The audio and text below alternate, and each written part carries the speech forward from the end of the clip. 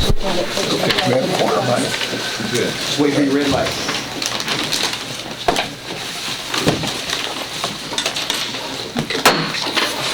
Good afternoon, everyone. Good afternoon. This is a meeting of the Home Rule School District Charter Commission.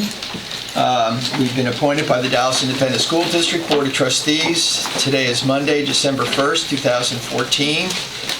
We are beginning our meeting at about 6:03 in the boardroom at the DISD Central Administration Building at 3700 Ross Avenue in Dallas, Texas. And we will follow our agenda, which you have before you. As is our practice, we will establish a quorum. If you will just say your name and say present, we'll be able to get the meeting going. I'll start with Commissioner Sandell. Julie Sandell here. DeMarcus Ranger, present. Benita Reese, present. Shirley Ison Newsome, present. Ron Oliver, present. Bob Weiss, present. Jeff Veazey, present. Edwin Flores, present. Kevin Melanson, present. A quorum having been established, the meeting is now in order. As again, our practice, we will now recite the Pledge of Allegiance. If everyone will stand and join us, please. I pledge allegiance to the flag of the United States of America and to the republic for which it stands, one nation, under God, indivisible, with liberty and justice for all. Thank you. And just let me say, I hope everyone had as good Thanksgiving break as possible. I know we all joined together in expressing our condolences to Commissioner Oliver at the loss of his brother right before the holiday. Thank you. Thank you.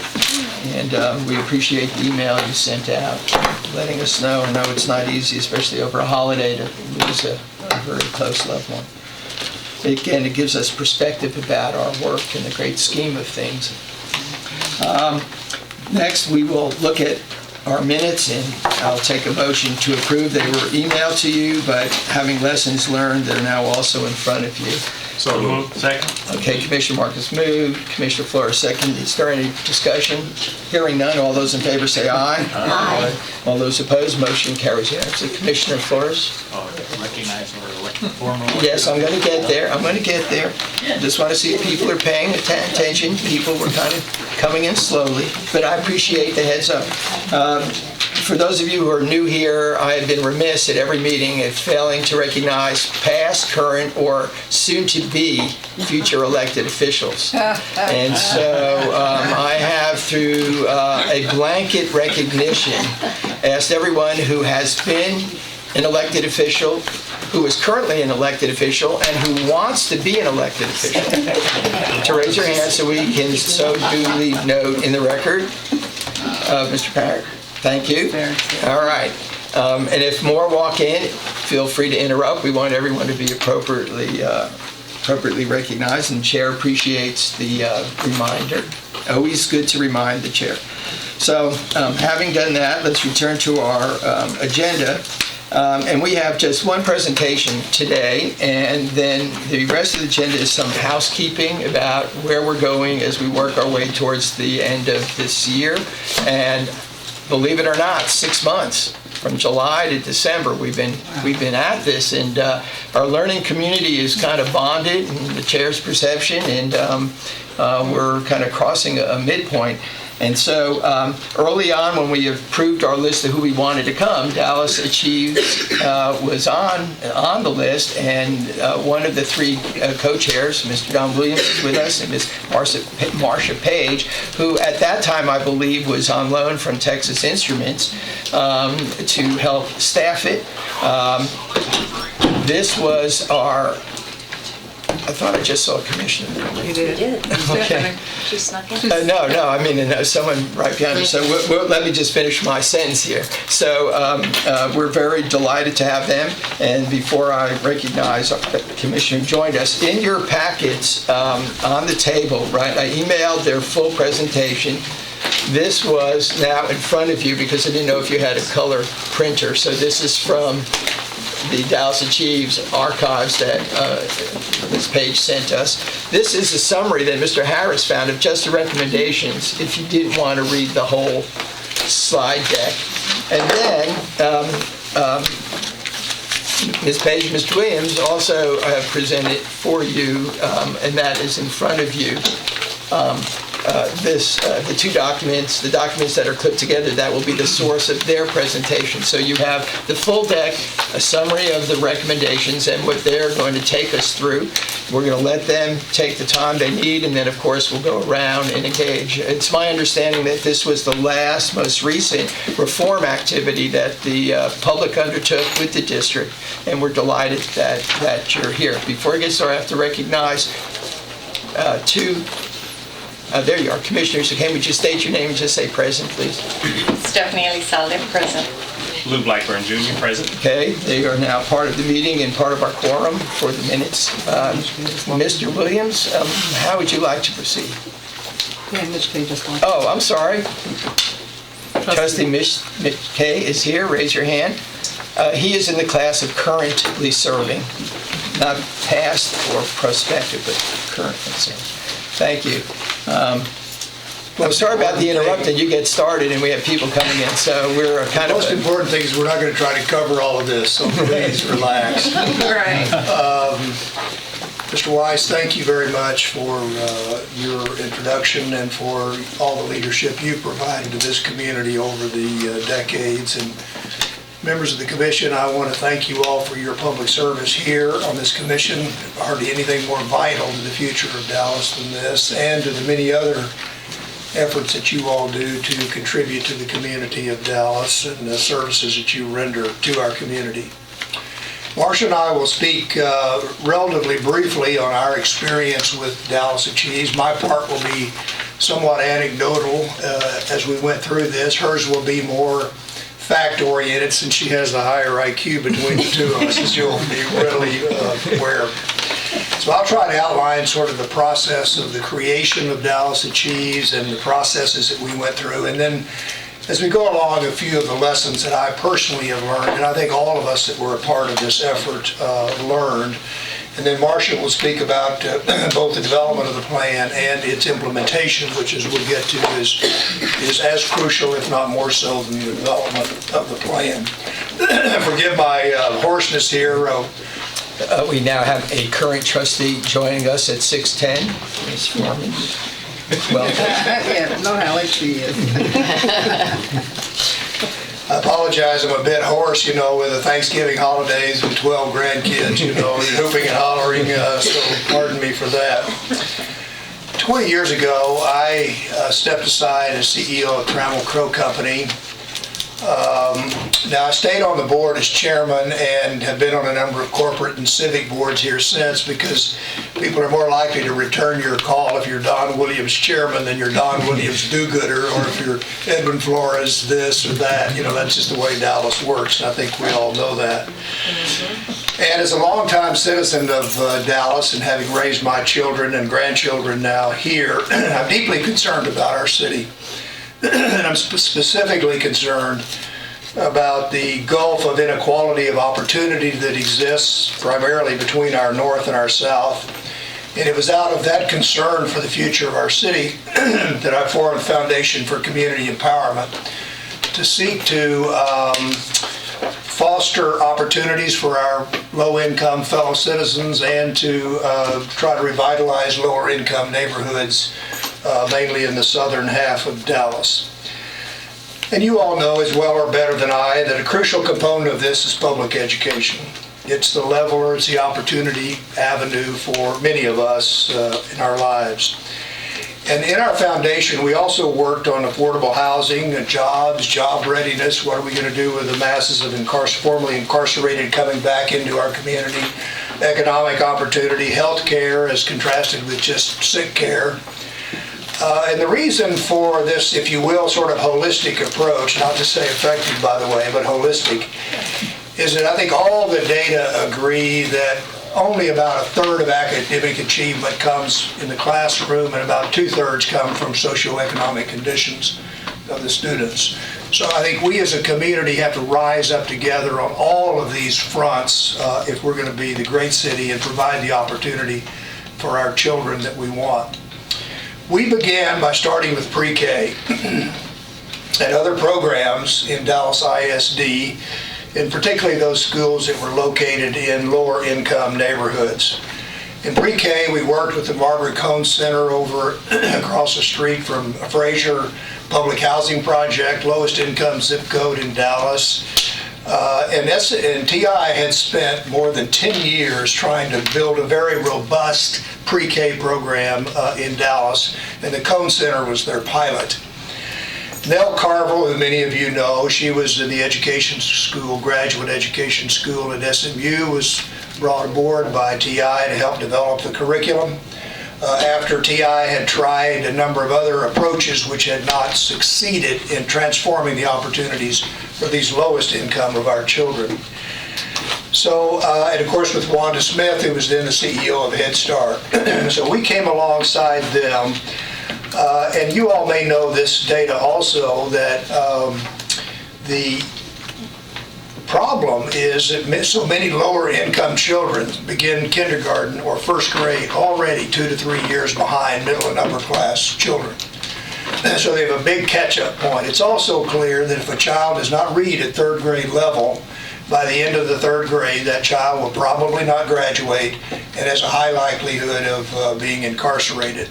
So we felt we needed a much more robust pre-K program here in Dallas that was existent before that time. Through a collaboration of a lot of people in Dallas, we went to see Senator Kay Bailey Hutchison and Congresswoman Eddie Bernice Johnson.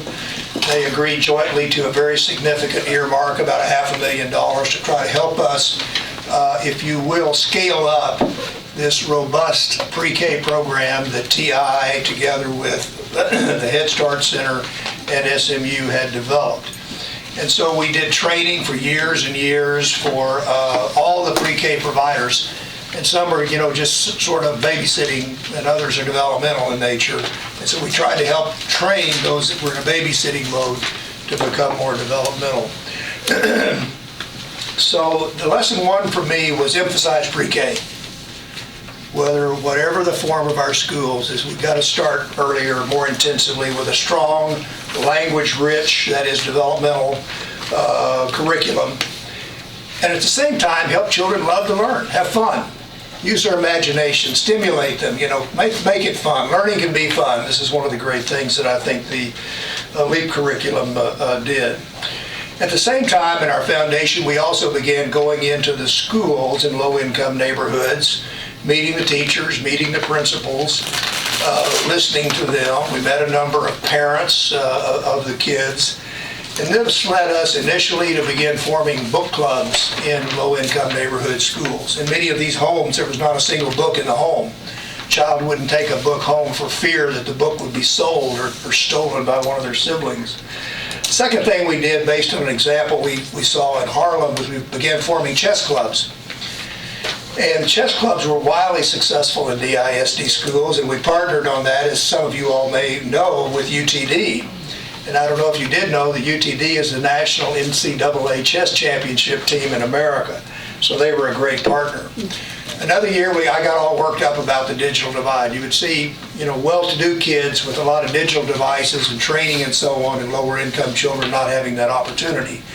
So we brought in computers and internet access and training to all the children in the Lincoln-Madison feeder patterns, about 2,000 children.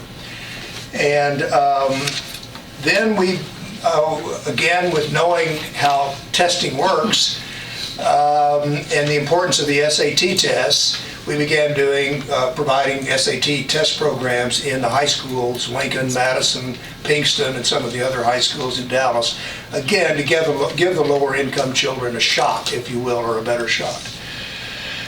Working in low-income neighborhood schools as we did, I was surprised, perhaps I was naive and maybe still am, but I'm surprised to find a wide range of outcomes of student achievement in similarly situated demographic communities.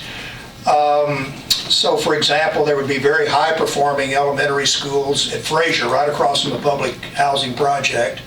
Fraser Elementary, with Rachel George as the principal, was exemplary for 3 straight years, and 1 year had the highest passing rate of third graders in the reading test on the first time of any school in DISD. proving low-income children can learn. And at the same time, you would have schools like M.S. Thompson right across from the Turner Court Public Housing Project that was essentially a failing school. Well, why with similar demographics, same neighborhood, Bonton versus Fraser, were there such disparate outcomes?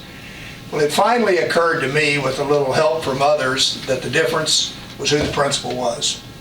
Because at Thompson, when Miss Newsom appointed Kamalia Cotton as the principal when that school was about to be closed, within a few years it became a blue ribbon school. So again, I came to see that the common denominator of high-performing schools was a principal who was not just a great leader and a great academician, but who was deeply, deeply personally committed to the well-being and the learning of every child, student learning, and could adapt that learning to the differences of the children as they encountered them. And great principals recruit, mentor, train, and support great teachers. And that's the frontline core, of course. And, Ms. Newsom, I'm sorry to use this word, but they also know how to get rid of the duds, which I heard referred to as pass the trash. But, and as former Superintendent Linus Wright said, and many of you have heard him say this, I'm sure, so goes the principal, so goes the school, and so goes the school systems, so goes the city. So lesson 2 for me was to have great principals in the schools. It was the key job in DISD, according to our observation. As my good friend Tom Luce said, and many of y'all know he was the Assistant Secretary of Education, it's the principal, stupid. The key to having great principals, though, is to have great administrators who know the difference between a great principal or one who has the potential and who doesn't. And that, as it seemed to me over the years, isn't just a matter of data. It's a matter of judgment. It's an art form. Just like when y'all pick the leadership, whether it's in your law firm or your businesses or whatever, that's an art. You don't know until someone's in the spot how they're going to do. It's just not a test for that either. There's not a test for great principals.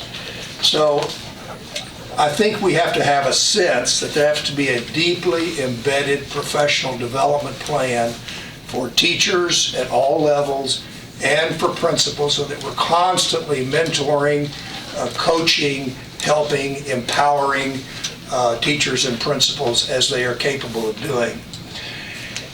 Another thing I think we observed is that principals ought to be given a greater degree of latitude and of empowerment with sufficient autonomy earned by their performance, not granted as a right so they can go crazy, but earned by their performance to adjust the rules and standards and personnel to create the best learning environment possible for each and all of the kids in their school. And this squares with the experience I had at Trammell Crow Company as CEO. If we had the right city leader, that was the key job at Crow. If you had the right city leader in Chicago, we did well in Chicago. If you had the wrong city leader in New York City, which ought to have been more profitable, we did not do well. So I think that's the key position. It wasn't me as the CEO. I wasn't the most important person. And I think it's the same in public schools, where the most important person are the principals. So that was lesson 2 for me. It's the principal stupid. And in a real sense, these principals and administrators are the progenitors of Dallas Achieves. So seeing this unevenness and kind of coming slowly to an understanding, I went to see Ms. Newsom and other administrators and a number of the principals and teachers in the low-income, high-performing schools. And I said, instead of all these programs that we're doing, and they're all well-intended and they tend to help a few, can we not come up with a systemic way to transform public education, if you will, from the front lines up? And those principals and administrators agreed to work on that and came up with an outline of a very strong plan. I didn't know whether or not that would be well received or not. So I went in to see Dr. Moses, who was at that time the superintendent of the school. And he was very, very enthusiastic because he was trying to solve the same problem. So lesson 3 for me became, pay the closest attention to those closest to the issues and the problems. I think in theology that the Catholics refer to this as the principle of subsidiarity, and that is those closest to the problems ought to be at the table and have the loudest voice in crafting the solutions. So anyway, with this draft of work and having contacted Dr. Moses, we got started on a community-wide transformation plan with DISD.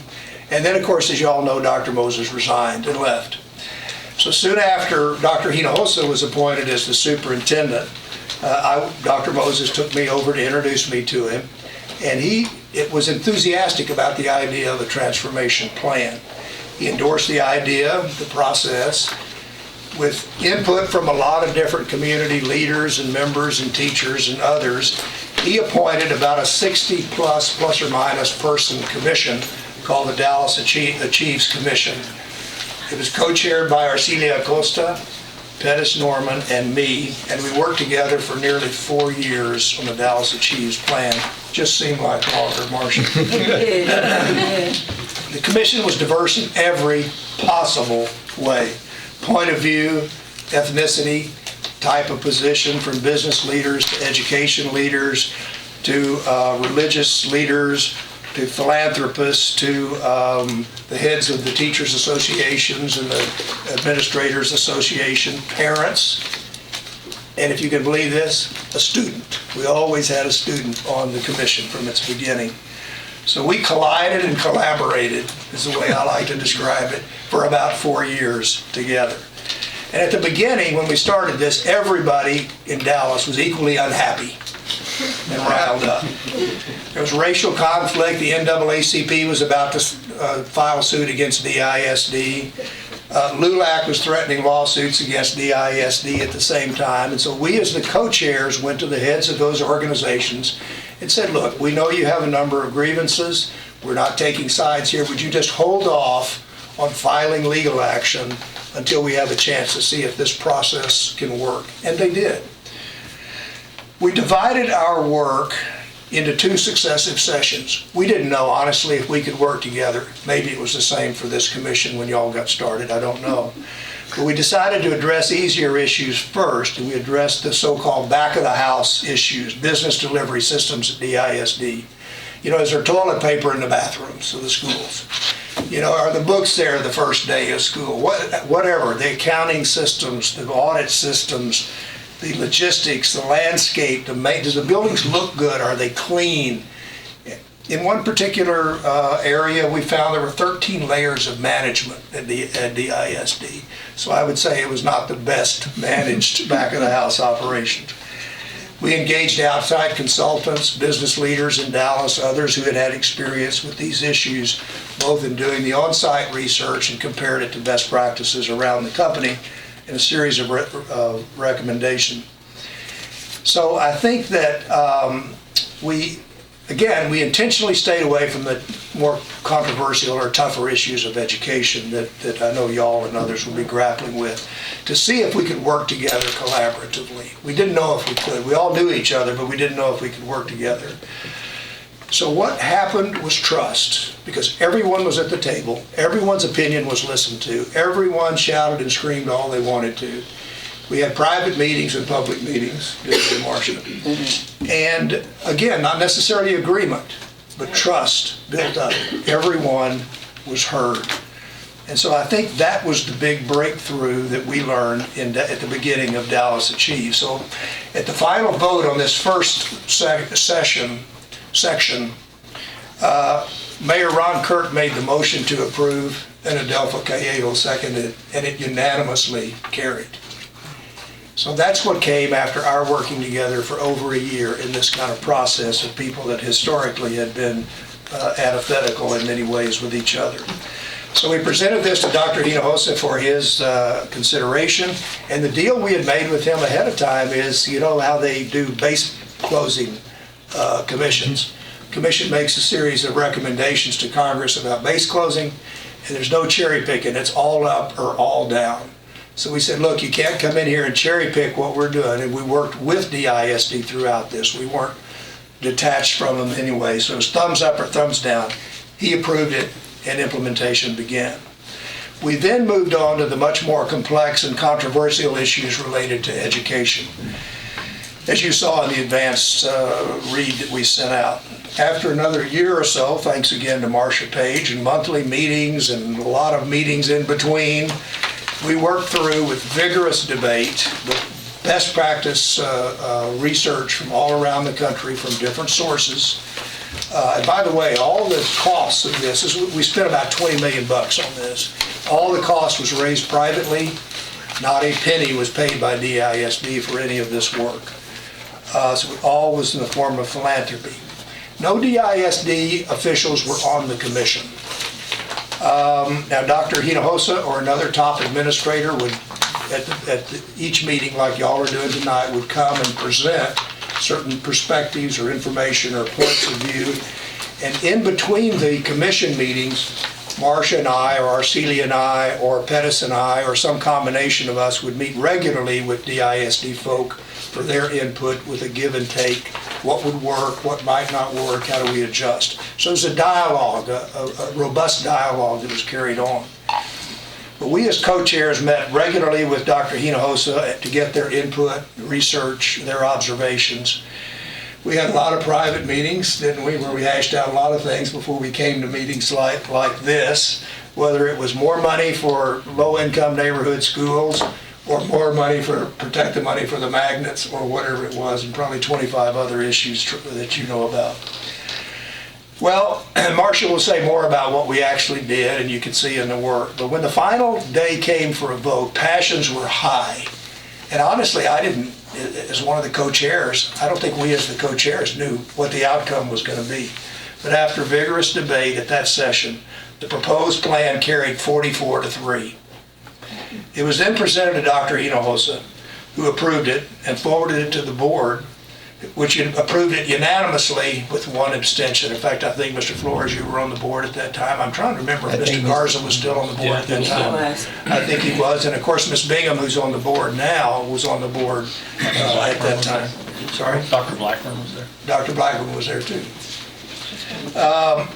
So lesson 4 for me out of all of this, and this is true in my whole civic life as well, is you can only get effective and sustainable results if you have a high-quality process that is inclusive, diverse, open, transparent, again, back to the phrase I used earlier, collision and collaboration. Everyone being valued, everyone being heard, everyone being treated with respect and the understanding that their voice matters. Because we all bring different life experiences to the table, however much education or whatever status we have, as well as differing points of view to these kinds of issues. That's democratic and that's good. So the Dallas co-chairs, and mostly Marcia, then began the difficult process of implementation. You all know this from your experience in Dallas. A plan changes nothing. Dallas is full of plans over the decades that have never been acted on or implemented. Everybody feels good about themselves, go away, and nothing changes. We were determined not to let that happen, and that's why with TI's help and Marcia's leadership, we stayed it with DISD. Now, do you think DISD said, we're really glad you're here, thank you very much? But that was part of the deal. You know, we're going to be in this through implementation, not simply a plan on a piece of paper. So Marcia can tell you more about that project process, but that's commonplace. Okay, so what? What happened? What are the results? Well, during Dr. Hinojosa's administration from 2005 to 2011, and including interim superintendent Alan King in 2012, there were steady gains in student achievement and graduation rates. The DISD graduation rates improved from 57% of entering ninth graders to 66%. And of the 6 urban school districts in Texas, and I think those are good comparators for us, Dallas moved from being tied for 5th, in other words last, with San Antonio, to being tied for 1st with Houston. One outside researcher called 2008 to 2012 the best years of progress in Dallas ISD history since World War II. So the 5th lesson to me is slow and steady improvement in the key. I wish there were a silver bullet. We all do. We would all love to see that be the case. It's not realistic for public education, in my view.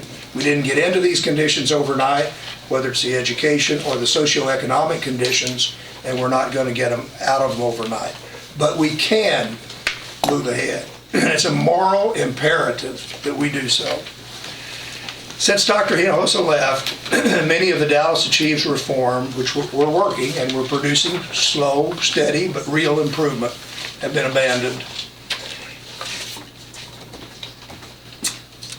One other thing I'd like to note, one of the things we worried about as a commission was how do you carry this on? All of us were worn out after 5 years.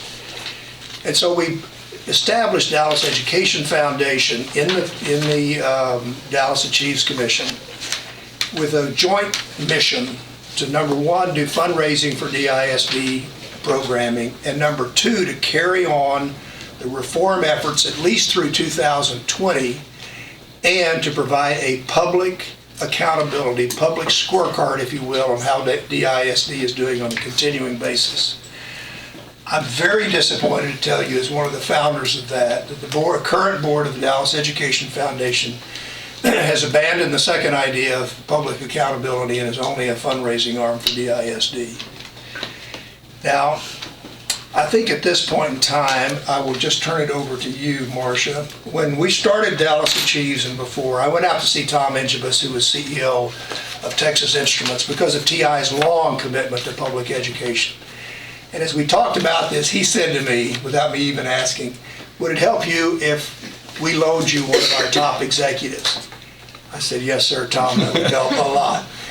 And Marcia Page was one of those top executives at Texas Instruments and came with us and was more important leader than all of us on the commission to effecting the positive change that came. So let me turn it over to you, Marcia. And she served as project manager throughout all of this. I should take you with me all the time, Don. That sounded really good. It is Thanksgiving. Yeah, it did. It sounded really good. And it was kind of interesting when I was approached by Tom Ingibus, our CEO. My territory was the Far East. And he said, I want you to stop working there and go work in South and West Dallas. And I went, excuse me? I got a bonus last year. What are you talking about? But he didn't have to say it twice. You know, I understood my charter. And I actually came over to work with the 26 principals of 26 schools in South and West Dallas. And I was working under the tutelage of Miss Newsom, Miss Isom Newsom, and that's exactly what it was. It was boot camp at the time. But helping the principals understand how to be, quote, for lack of a better term, CEO of their campuses. So I worked, that's what we started with. So if we go back, I'm going to go back a little bit and go back to the beginning where Don started. On April 2nd, FCE started with the Early Childhood Initiative. And then on July 05 is when the pilot for the 26 campus principals started. And in your package, I gave you the final report that was made to TI regarding the success of that initiative, which was about a $2.5 million investment by Texas Instruments. And also gave you the final results of the early childhood initiative that started earlier. And as a result of early childhood, we were able to, from a technology perspective, develop a one-stop shop, a single point of entry child for early childhood. And actually it was the benchmark in the country. The closest one to it was San Antonio. However, it had to be owned by someone when FCE decided to scale down its work, and so it's still available and no technology has been matched, but that's how far the early childhood initiative have come. And then on this 3-year trek, and again, I want to thank the commission, and I too appreciate the opportunity. When I started this, I actually knew nothing about education except I went and I graduated and got a couple of degrees. So that was what I knew about education when I started this project. But what I did have was extensive experience in Malcolm Baldrige practices. I was a facilitator. I had Six Sigma training. I had done 2 large-scale change management projects inside of TI. So what I brought was those foundational skills that it takes to do strong program management. And that's what helped make implementation work. However, those skills, while they're very fundamental, none of this could have happened unless we had an inside person. A person that was very, very familiar with how the organization worked, helped us identify the landmines, help us understand the timing of the things that we did, which are very, very critical inside of the district, and also helped us understand all the legalities that we had to go around. I mean, at TI, all we worried about was toxic waste. I mean, once you figured that out, you know, everything else was a go. That wasn't the case here dealing with children. You know, we had widgets, and these are a little bit different than that when you started working with it. So I brought along 2 other experienced change managers, and we decided to take on this implementation project. And before we got started, there was a lot of benchmarking that was done. There was over 50 interviews done inside of DISD with principals. We benchmarked 4 broad districts. And we had a lot of external experts that actually came in and talked to the commission and talked to us about things that they knew worked. The superintendent then decided, okay, I've got 4 major things that I want to focus on. First thing he did was set 18 performance targets, which were absolutely necessary before you could talk about any type of transformation. We had to have a goal. The Broad Prize was the goal because it was catchy, people caught on to it, and it was something that you could hang your hat on. And when you got there, you would know that you had won. They engaged the National Center for Education Accountability to look at the curriculum. Dallas Achieves did not touch curriculum. Curriculum was being handled by the curriculum department. It was being rewritten, and that was the one thing Dr. Hinojosa made very clear. I've got my own curriculum plan, and you guys don't need to touch that. Now, some people push the envelope. Not going to mention any names, but it always came back to where we had to sort of kind of stop. And then they decided they would have Curriculum Central, and then the next phase was the central office where they redeployed individuals back to the campus, or we did a delayering process where the count was 11 layers between the superintendent and a teacher, and they decided that getting decisions made was a little bit difficult under that situation. And so based on the delayering, it went down to 7. And delayering, quote, there were some folks that were laid off, some that were redeployed, and some that chose to retire. And so then they partnered with us to go forward. This is the framework that was used. And I don't care what kind of transformation you're gonna make inside of education, you're gonna use these 6 items. I mean, it ain't gonna change. I don't care who's doing what. And at the center is high achieving, engaged students. What I'm not gonna show you here, but you all have copies of, there were actually 96 actions that came out of these 6 different categories. And of those actions, those are the actions that we turned over to Dr. Hinojosa and said, okay, here's 96 things we need you to start doing today. And he said, absolutely, you must be crazy. And yes, that was the case. Because while we had 96 different things that we thought needed to happen, they already had an operating plan. I mean, it was already operating, so they already had 300 different types of processes and operations going on. So the first thing that had to happen was we had to figure out, how do you incorporate these 96 new actions into the 300 and 350 that were already operating? And you already have people doing the work. How do you do that? And that's where my 6 Sigma black belt stuff came in. You started looking at processes, and you start looking at things that were redundant, didn't make sense. You would ask, well, who gets this? And nobody knew this document or that document. Or who cares if this goes away? You could wipe out the who cares. And that's the way we started working. The good news is there's no way that's going to happen without a transformation office. You have to have somebody inside the district in charge. We're still external. Nobody external is really going to go into the district and create sustainable change. We can help, we can coach, we can focus, but somebody inside of the district has to take ownership. And that was the first thing that was determined. The ownership was the superintendent. He stood up and said, I am bound to make this happen. Then he assigned a senior level executive that reported to him in a transformation office, which was Arnie Veramontes, and he created a transformation organization. That transformation organization was chartered with looking at, instead of looking at silos and the vertical decisions that were being made, starting to look across the district horizontally and figuring out why was the English department scheduling training for English teachers during this week, and then the math department was scheduling training sessions, and they were the same teachers, and nobody knew. So they started looking at things cross-organizationally. We came up with the proposed structure for managing implementation. So you had the Board of Trustees, and we were very clear about roles and responsibilities. And we had conversations with everyone to make sure that this structure would be the structure that would be used going forward. Then you had the superintendent, you had the executive leadership team, and then you had the transformation office, so they went straight up. But on the side, you still had to continue with this transparent communication and making sure that you were meeting your metrics and that everyone was still engaged. Just because we're in implementation does not mean you have to stop engagement.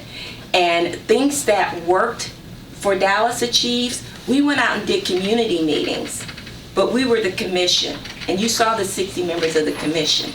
So how are we going to get the community to really give us honest feedback? We actually hired individuals out of the community and let them set up the community meetings. So they went and knocked on doors to their neighbors, and we would get 60 to 70, I mean, we did it by high schools, and we get 60 to 100 parents out to have conversations, because the people they knew and they trusted were actually the people that came and said, you know, you need to come and hear this. And oh, by the way, when you ask questions, they'll get answered. And we had a process that when questions were answered, if they couldn't be answered at the meeting, we had written responses and we sent them back to the community. So everything they asked, whether they liked the answer or not, was one thing, but they always got answers to everything that they asked. Each one of those 9 transformation work teams developed a work plan. And if you look in your packet, I gave you an example of a work plan that was done by Early Childhood. And that work plan had a team, and they had objectives, and they had to meet those objectives. And they were very, very vigilant. And I was the inspector general at the time, so I inspected every single work team. They knew we were coming, they couldn't hide. I mean, I came from TI, you don't hide anything, right? So we knew where to look, and we made sure that they were on target and they had to report. So once we started making the transition, there were some critical next steps that had to be done. We had to submit the plan, then the approval, then the budget, then the implementation guidelines, and then we had to establish some early wins. You can't make any you can't do any transformation without doing something. The low-hanging fruit, get some early wins so people have confidence that you're going to be able to do what you say you're going to do.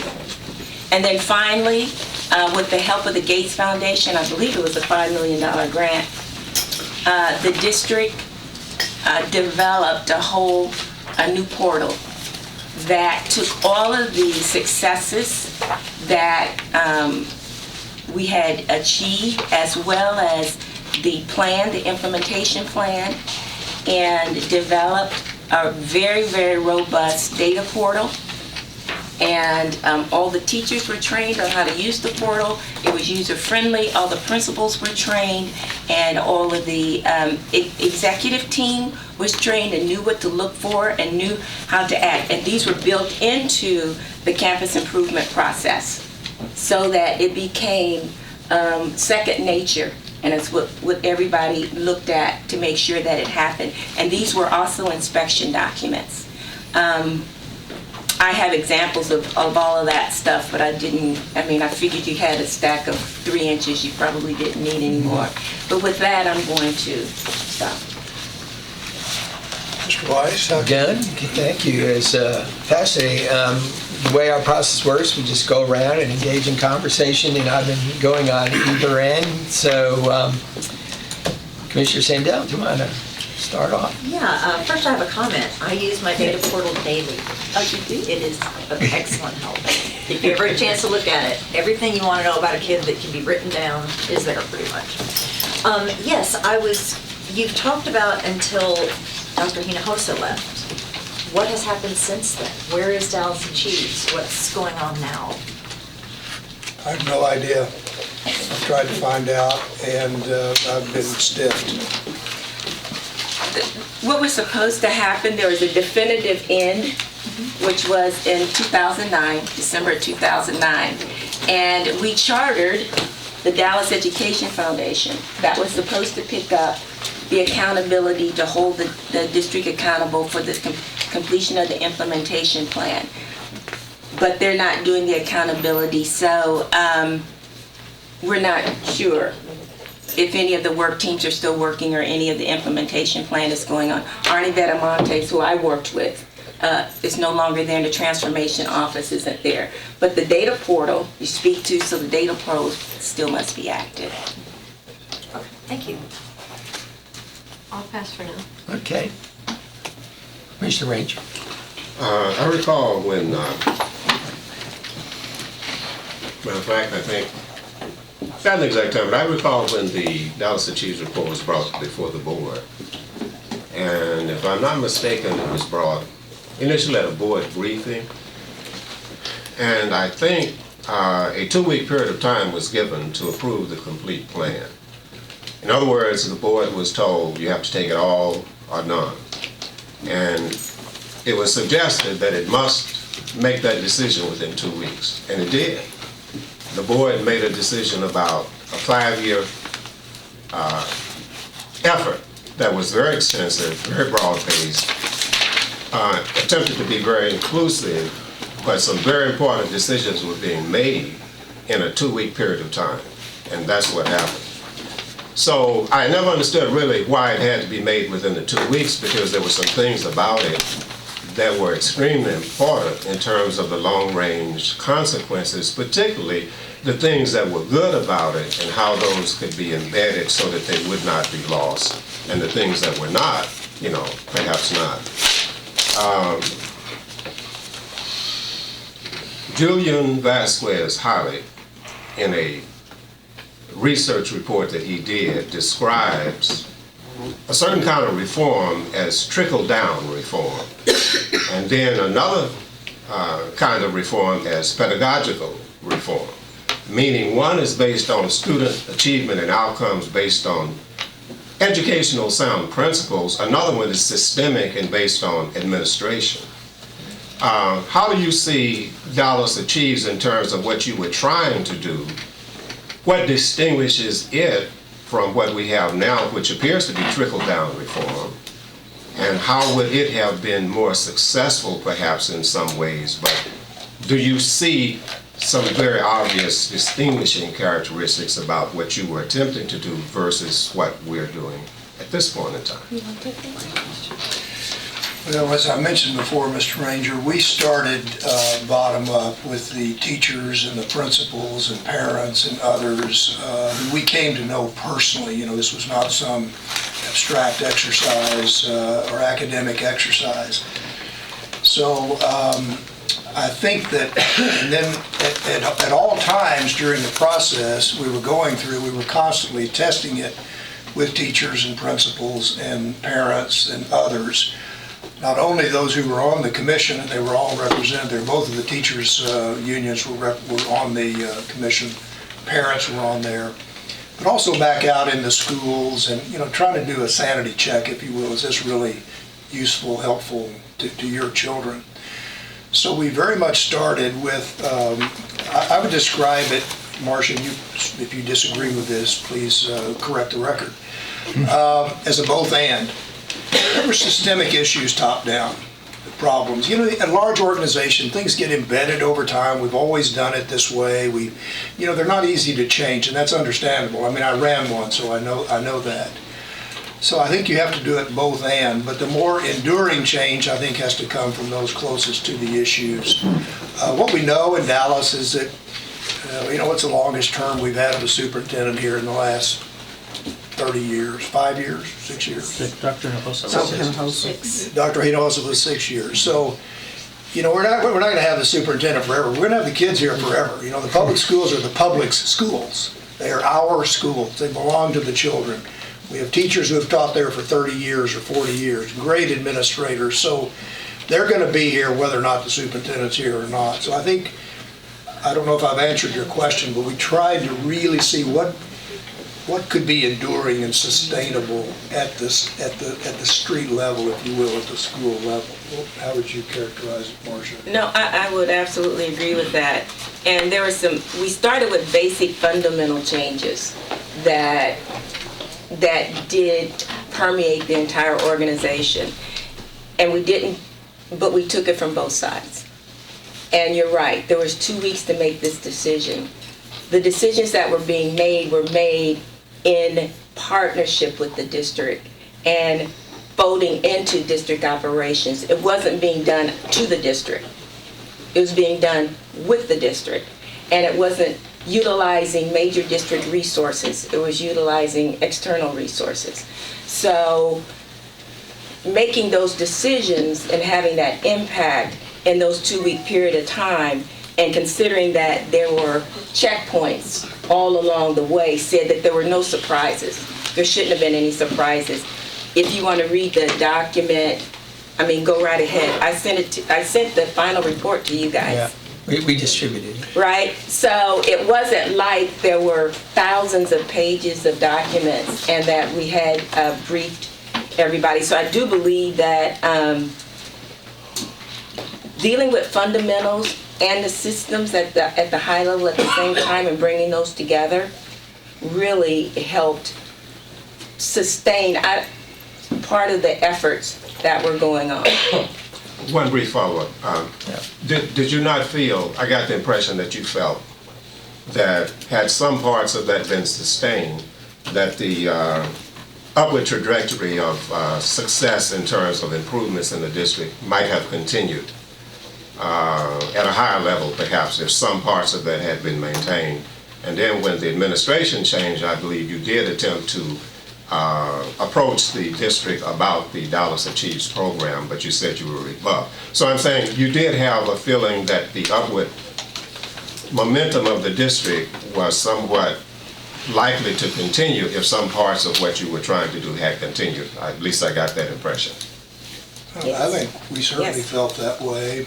Let me make one response, if you will, about the 2 week thing.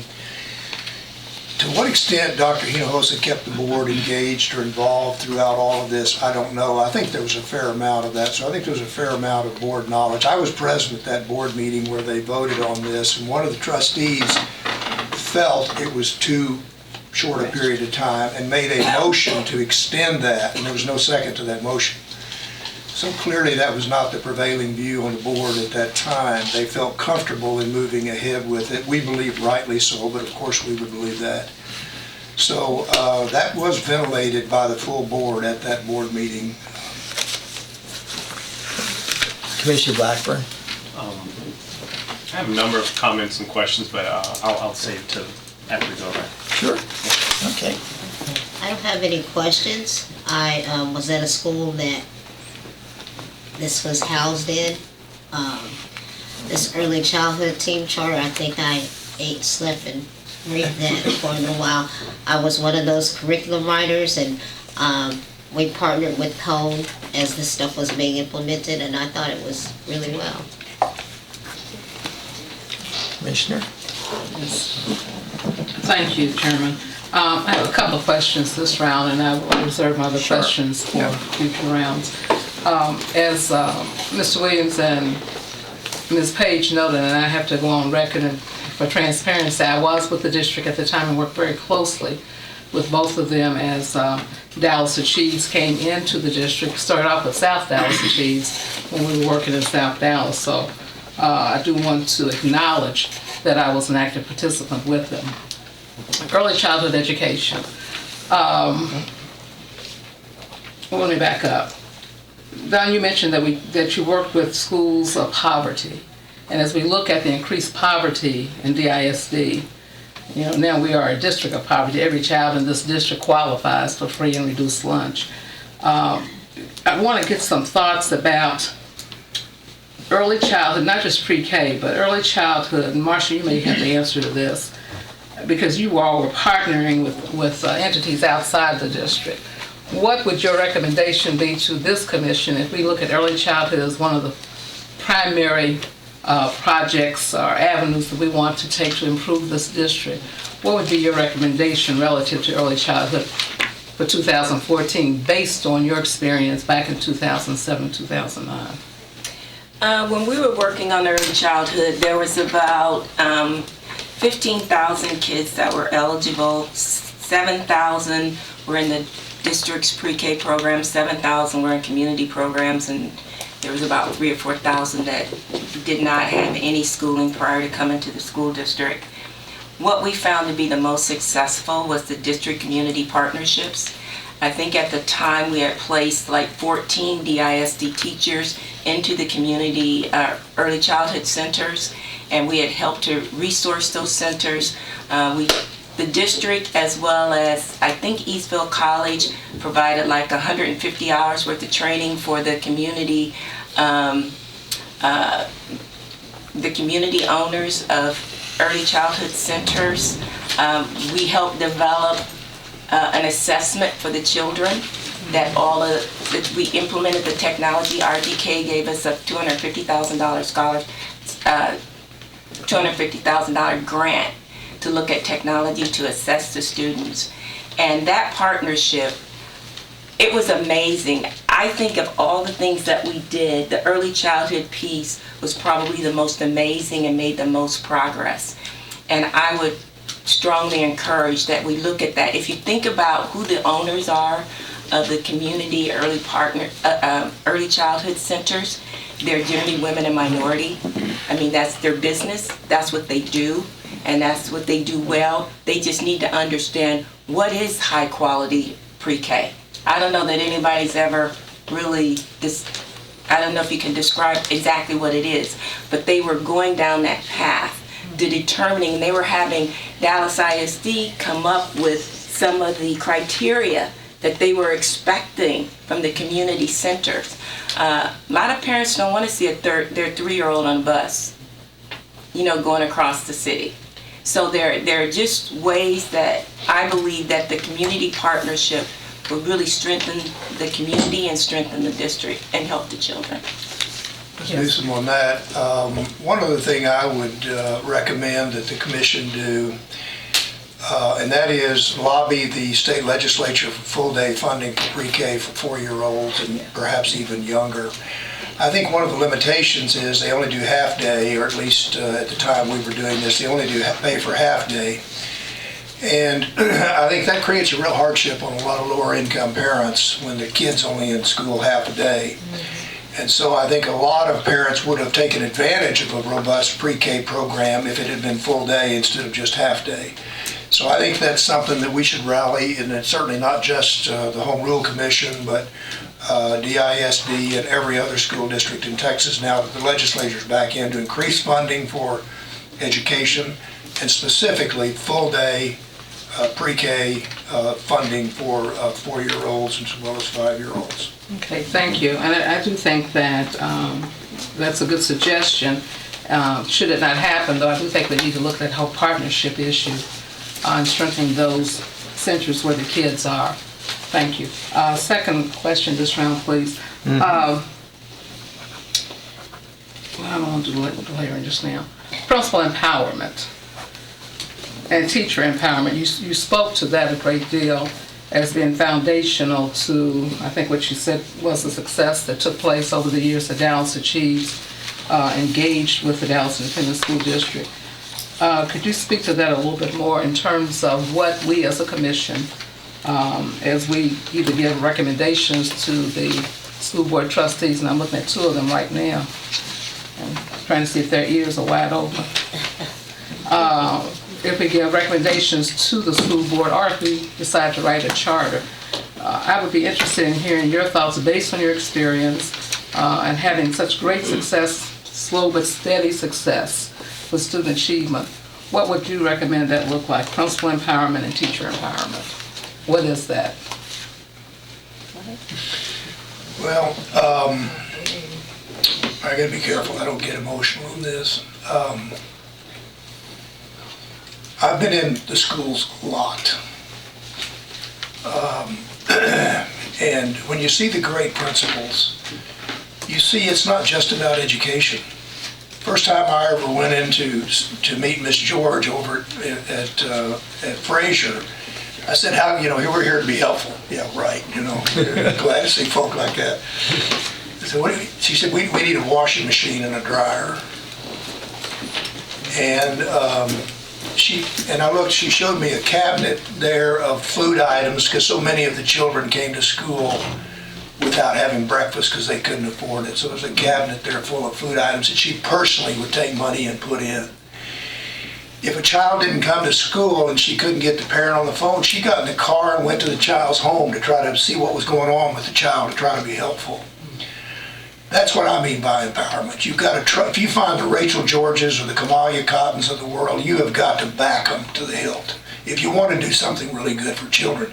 If everybody's rule bound and we don't ever leave the school and go into the child's home, which risk do you want to take? A lost child totally, or the chance of rescuing that child?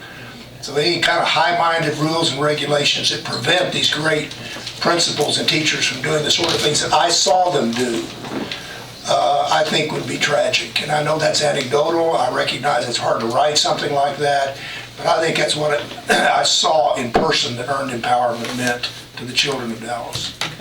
So your recommendation would be that we free up principals more, Yes. based on what they see the needs are of their respective school communities. Yes. Okay, thank Can, you. can Yes, I respond to that? Mhm. Since I work with the 26 principals from East and West Dallas for about 4 years or 5 years.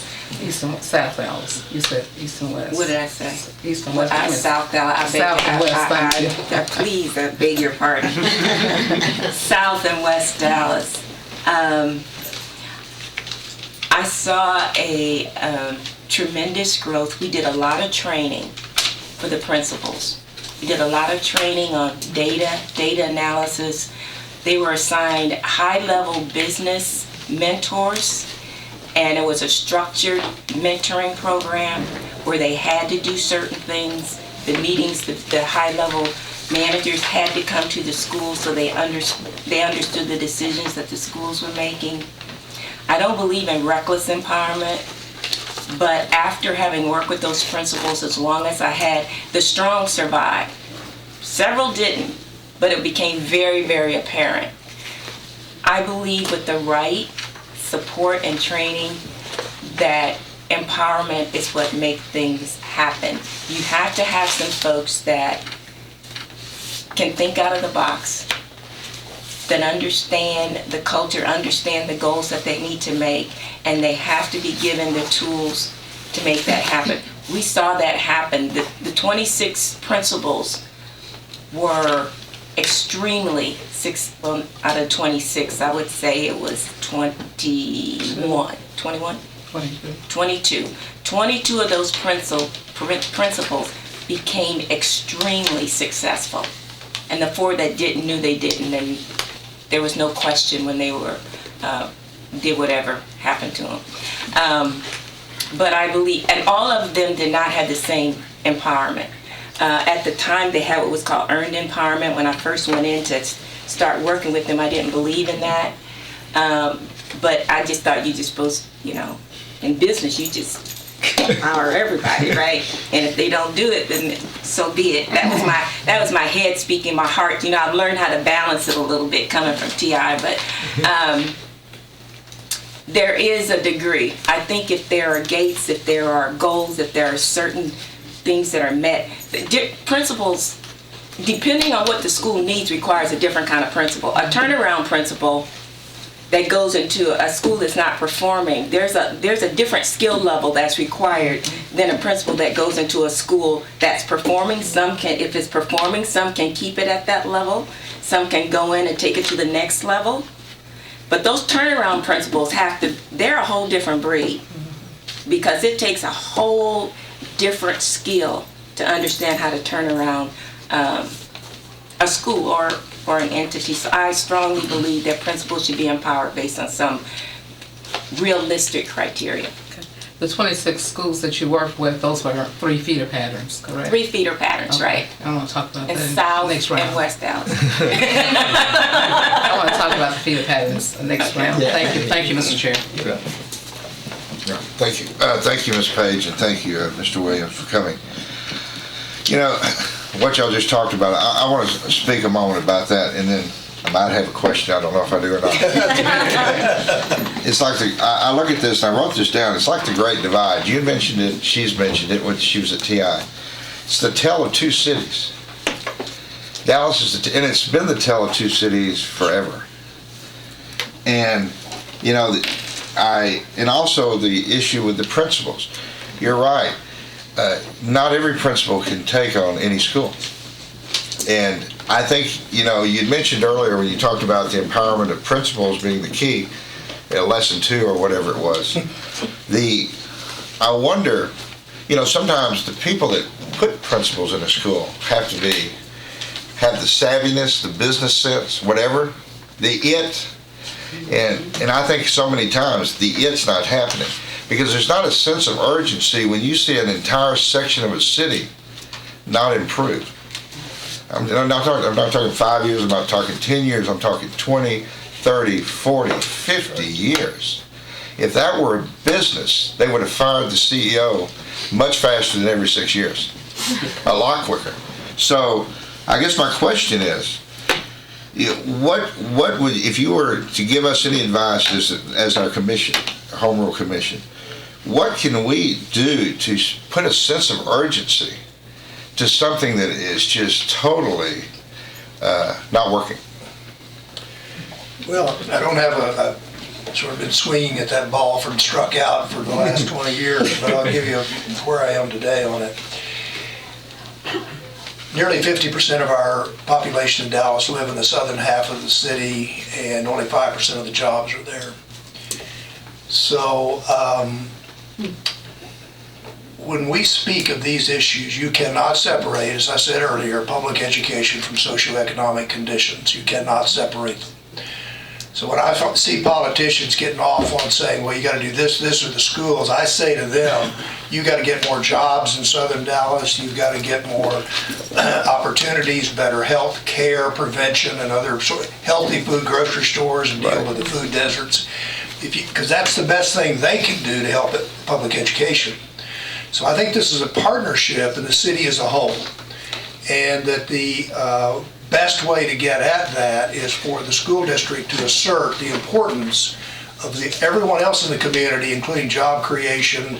How do we deal with 7,000 formerly incarcerated coming into Dallas every year, which is larger than the documented homeless population, and they can't get work.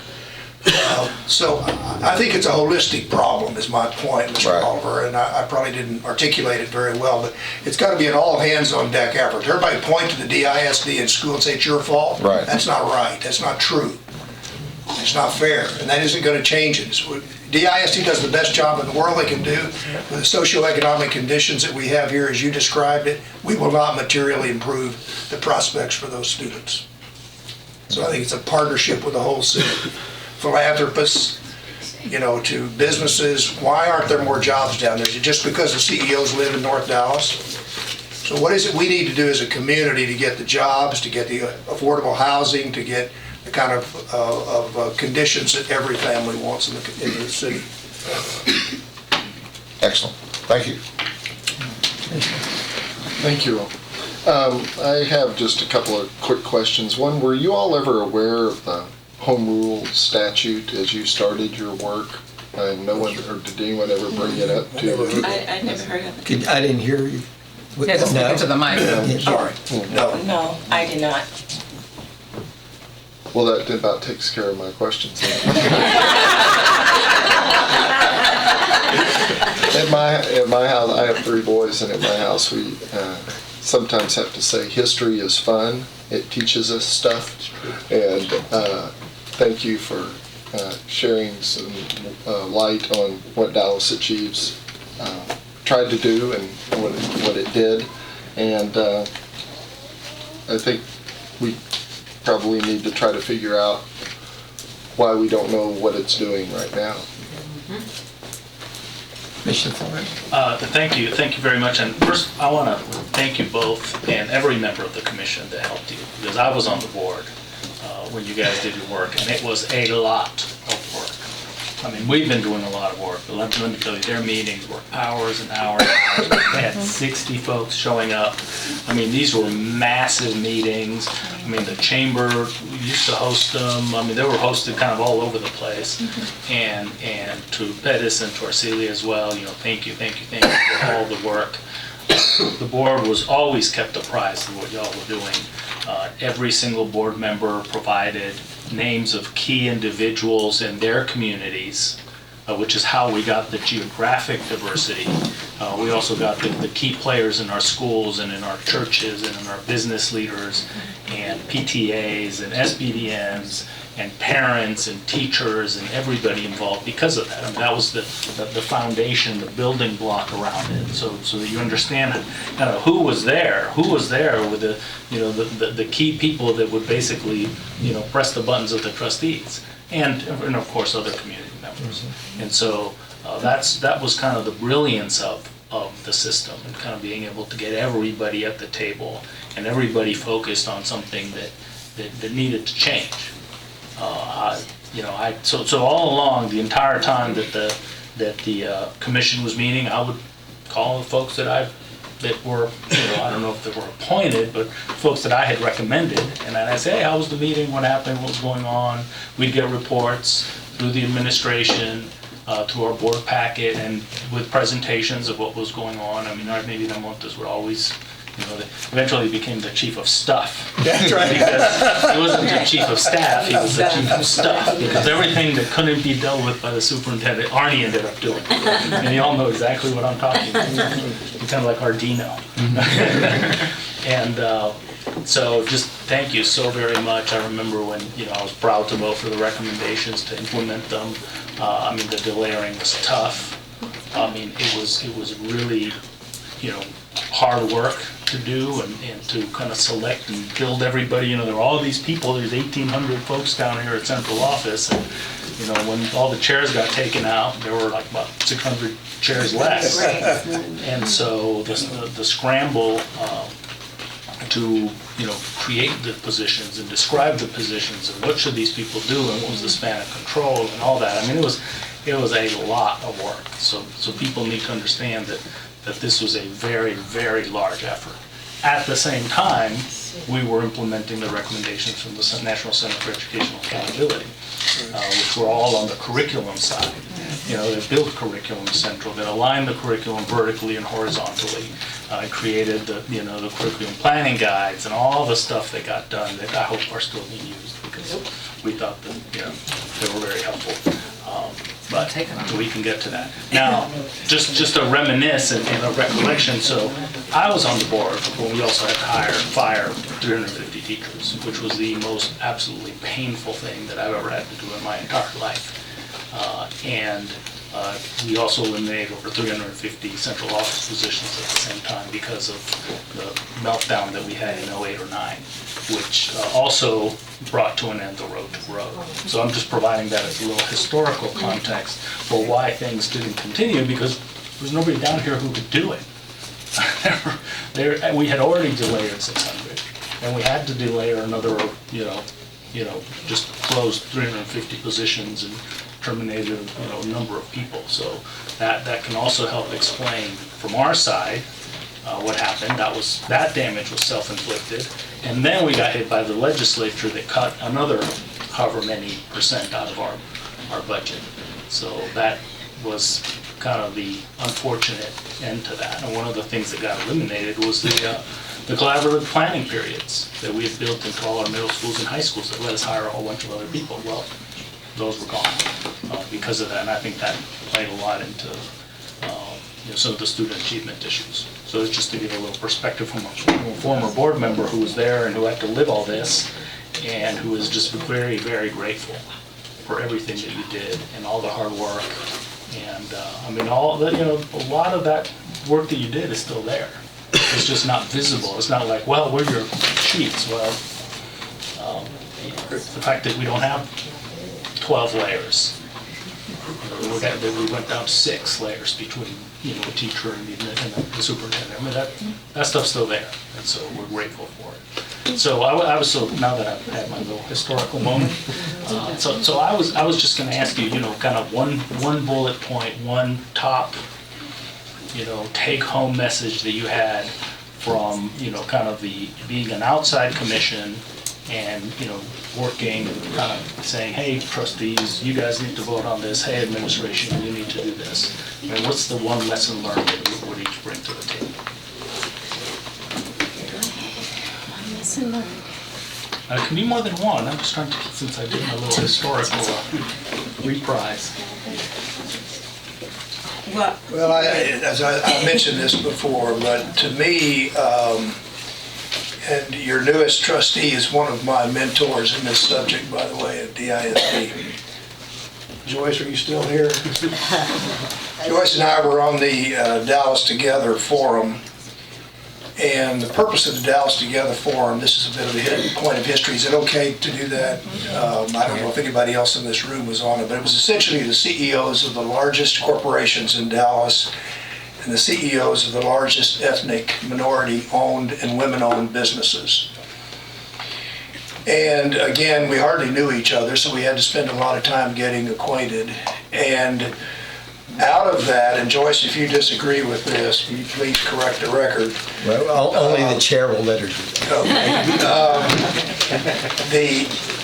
What we came to a point of view, once we began to get acquainted, heard each other's stories, and really kind of gotten to whatever level of understanding about the differences in this community you can get to, and I realize that's not complete, it's partial.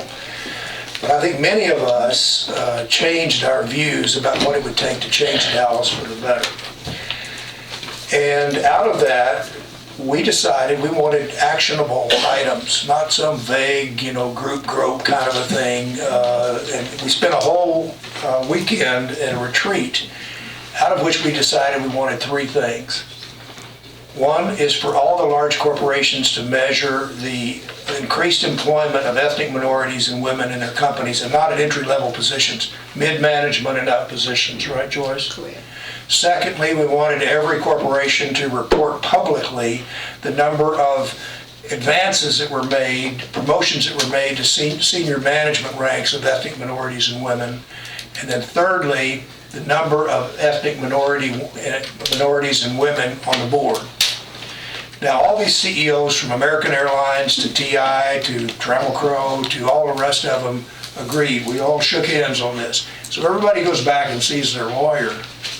And the company said, don't dare do that, because you're going to take a risk. Everybody in the world is going to sue us. And everybody held to that. And so over a period of time, there were major increases in Dallas corporations on those 3 issues because they were measurable and they were made public each year.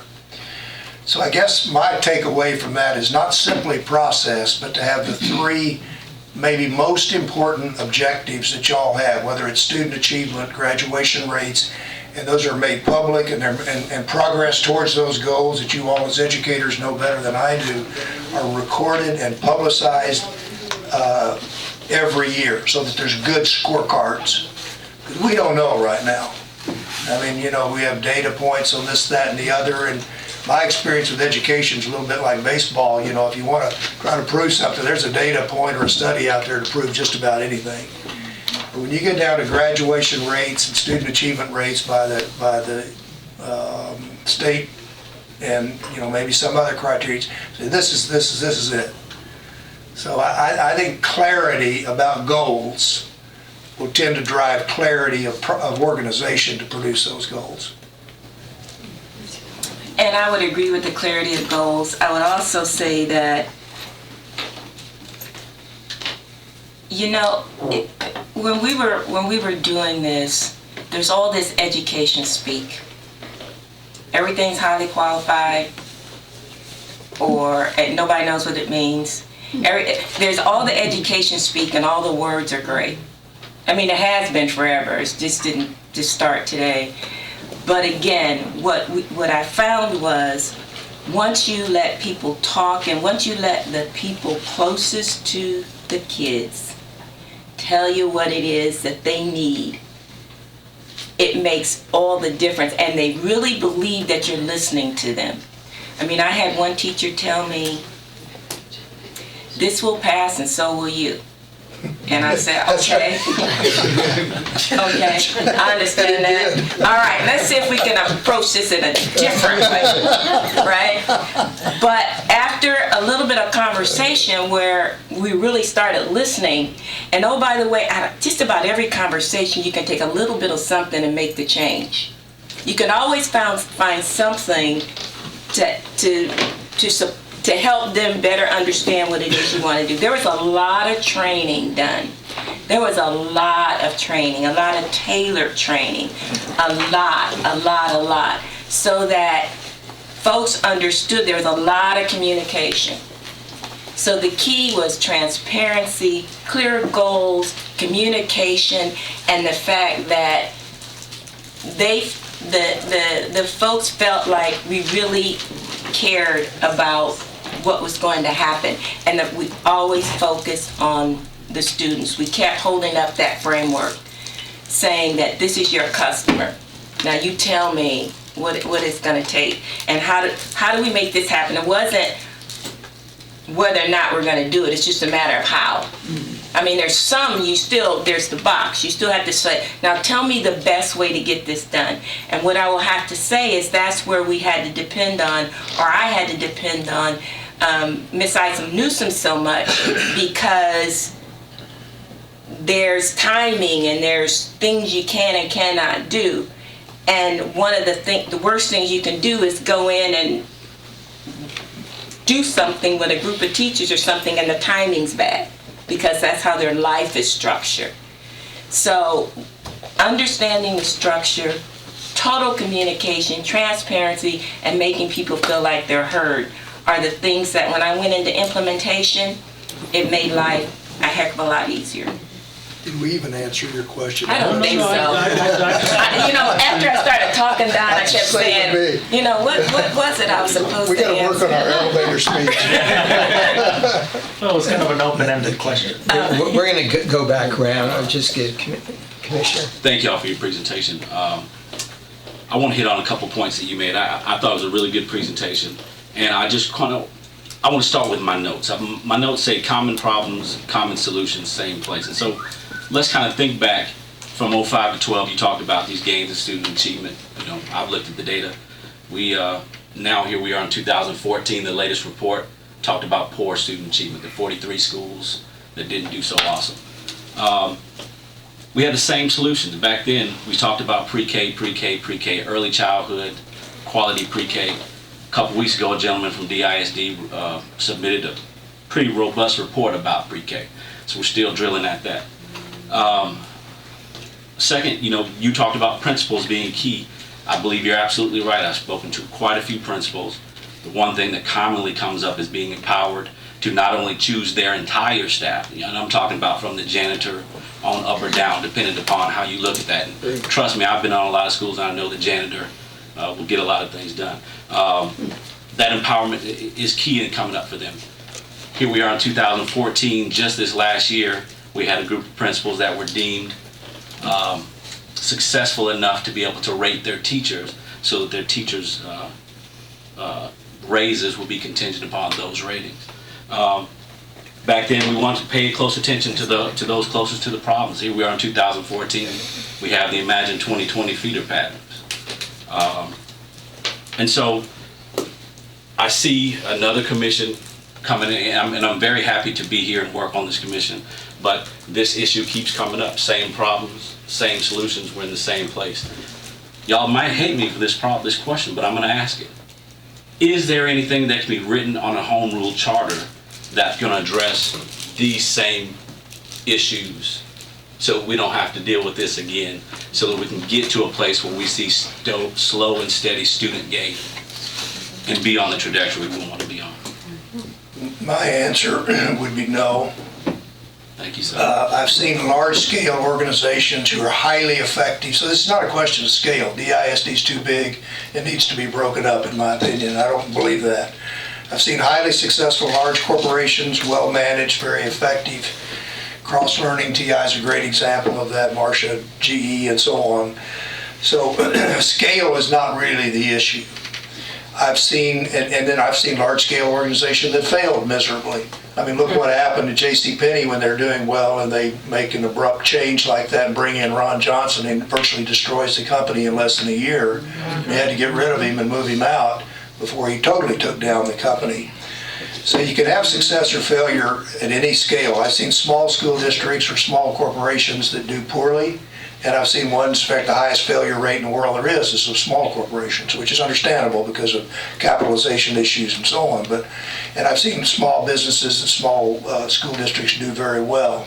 So I don't think scale is the issue, and I'm sorry if that goes to the heart of this, but I think simply breaking up DISD is not the answer. Doing things right is the answer.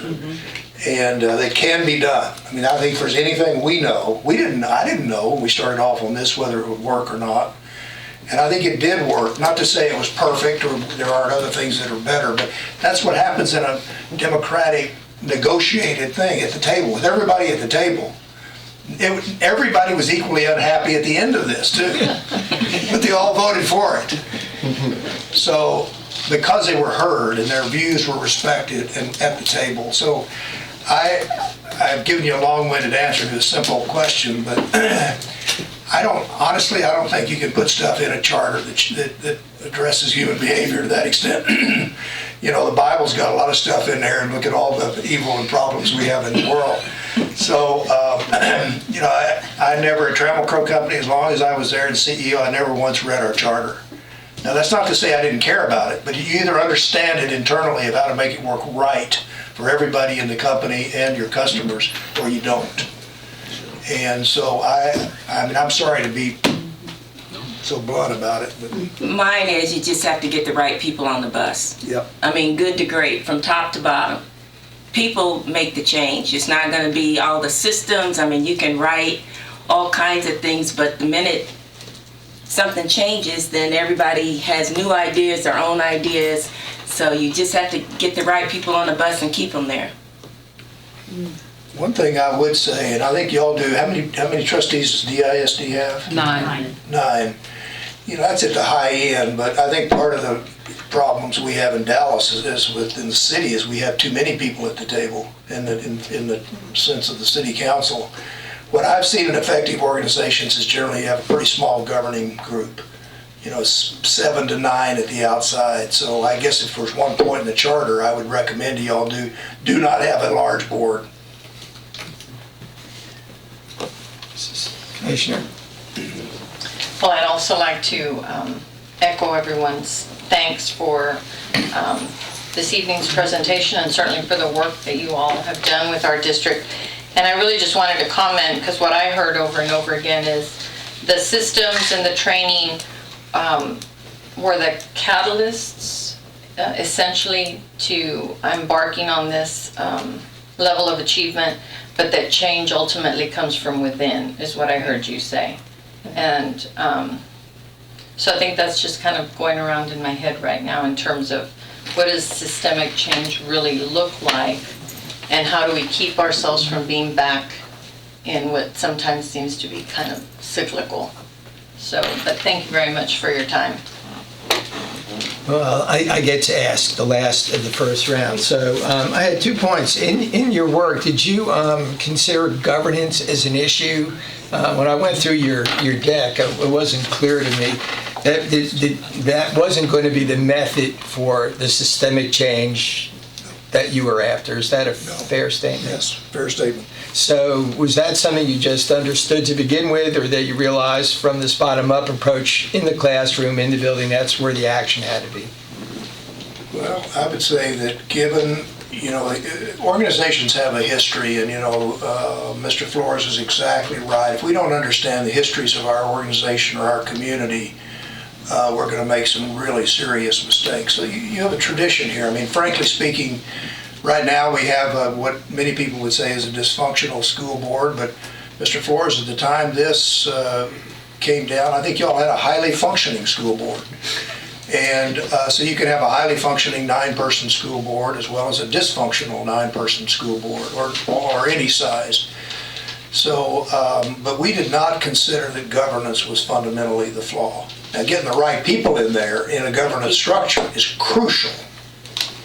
So, But the structure itself and the composition and the way and the electoral process was not something that was on your radar. No, we didn't touch that piece at all. The only area that we touched in governance was the fact that the structure of the transformation office and how that reported directly to the superintendent, the layers of management. So we touched it like in the middle. Right. But one of the work streams was going to be the whole compensation. If you look on the chart, that was going to be the next phase of looking at compensation and reporting issues and those kinds of things. But the current structure was not an impediment to implementation. not in my opinion. Okay, so then the next question I have is about accountability. You've mentioned you just can't run wild, principals having fun on spring break or teachers running wild. So, the current system has now been voted in. I mean, as you develop this and you want to empower, the other side of that is you hear the word accountability. What was your understanding of how a school or a principal or the teachers within that school would be held accountable and under your scheme that Dallas achieves? I don't mean to be rude. Let me just give again an anecdotal response, and then Marcia can give a more thoughtful response. We spent an extraordinary amount of time on that subject in the Dallas Achieves Commission meetings, because you had some people who felt like that every child ought to be at grade level, no matter what their background or what their history was before. You had a lot of other people who felt that a proper measurement was simply 1 year's progress for each year. So whatever level a child started at, if they were at first grade level or the third grade now, but 1 year's progress was all you could really ask a teacher and a system to account for.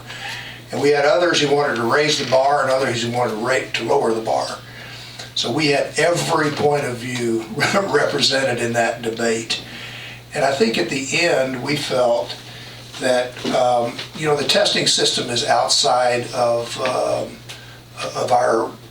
purview. It's imposed by the state or the feds or whoever. So that's not something we can change. We may disagree with it or agree with it, but we can't change it. So we got to march to that tune. So what is the best way you can march to that tune, which obviously includes some crucial reading skills and grammar skills and other things that are necessary. It obviously includes numeracy and competency with mathematics, say being able to pass algebra in the 8th grade. But beyond that, there was a wide diversity within the commission, and I would say that this is a fair point, that overall, the commission members felt whatever else we do about academics, let's don't squeeze out these extracurricular activities, the music programs, the history programs, the debate team, the band, the literature, even the sports, although those can be over-exaggerated, obviously. So I think there was a very strong sense on the commission as a whole that a lot of learning took place in social ways or in extracurricular activities as much as took place inside the classrooms with high-stakes testing. So I think there was a respect for the human, how we learn, and what makes a great citizen later in life. So that was my take on that. Do you even remember the question after that long? Well, I remember the question, and so you had high level. Let me go down to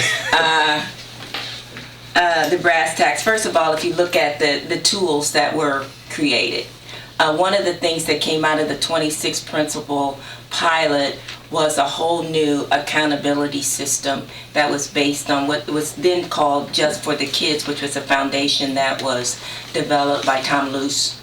And it we trained or we educated teachers and principals on how to look at data analysis, how to look at it.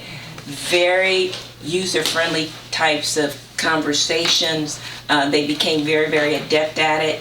We even trained principals on how to do inspection after the assistant superintendents trained us on what we were going to train them on. And then so it was built into their campus improvement plans, which they had a normal cyclical review cycle, and that principal, everybody was brought in. The next phase was going to be the whole pay for performance piece. Again, there was a piece that was set aside, that was the next phase. And I think, and then the transformation office was then holding people accountable for the transformation activities. And then ultimately, at the time, there was really strong coalescence around SEIs and CEIs, which are school effectiveness indices, and the classroom effectiveness indices. That my understanding was there was 10 or 15 years worth of research behind those, and they seemed to tell a pretty good story. And they also added at that time the surveys, climate surveys, which were the first, I think it was the first time those were added. So the accountability was coming into its own, into being, and everyone was taking it pretty serious. Okay. Commissioner Blackburn, you ready?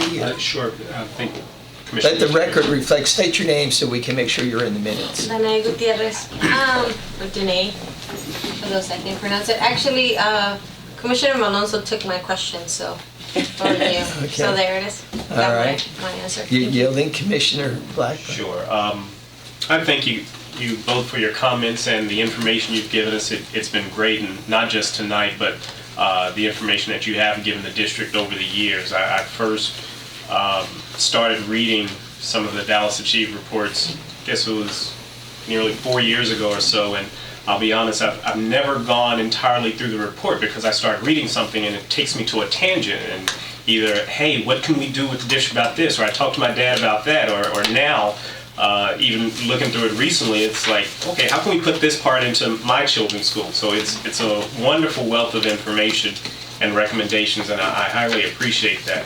Mr. Williams, thank you for your dedication, for everything that you've done for the community. It's been great, even the little that I know. I definitely appreciate that from someone who doesn't have to, whether it's because of your children, grandchildren, or whatever. Just thank you for that. And Ms. Page, thank you, and thank you to TI.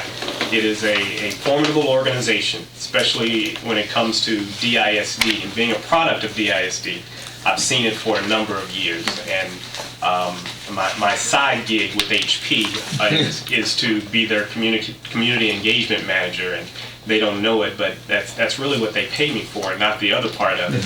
And kind of the model in my head is that, hey, I want HP in North Texas to be kind of like TI has been when it comes to helping DISD and helping the community. So you all have done a great job. I think my fellow commissioners, they've all in some way taken the questions that I've jotted down. I do have plenty of other things that I'd like to know, but it's not necessarily pertinent to, I guess, our bigger scheme of things. And so for one reason or another, you guys may receive many emails from me just asking little questions. But I think it's... He will. I think it's really come down to what do you think we should do? And it's been asked about 4 or 5 times here tonight. So I don't have any further questions. But again, thank you very much for the work that you and the other commissioners have done. I think the scale and the scope of what you guys did far outlasts what we kind of think our capabilities are. But it is kind of a challenge now. So perhaps we have to do even more. So simply thank you. Okay, so we haven't exhausted you yet. Can we do another round? This is just fascinating. Are you? Okay. Absolutely. So, do you need a recess, or are we good for a few more minutes? No, we're okay. Okay. So, anyone who didn't feel or has had their imagination stimulated, I'm going to start on my right this time, and we'll let you go soon. Ms. Page, is someone who knows an awful lot about transformation and change.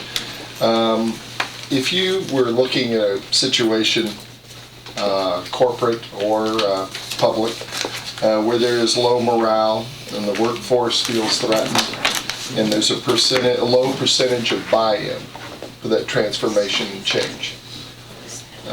There's resistance for whatever reason. People either don't believe that the practices that are being brought forward work, or they believe that they're being phased out in creative ways. Do you see any way to achieve transformation and change, lasting change, in an environment like that where the employees and the people who have to execute can, or another way to ask that, I guess, is there any way to get people to buy into transformation and change when they feel threatened? It can be changed. It's going to take a lot of hand-holding to do that. In order to instill change in that type of situation, you're going to have to build up the trust of the folks, and you're going to have to do some things to make the people feel valued, and you're going to have to then help everyone understand what the end game is and how do they fit. But whoever, again, you're getting back to having the right people on the bus at every level.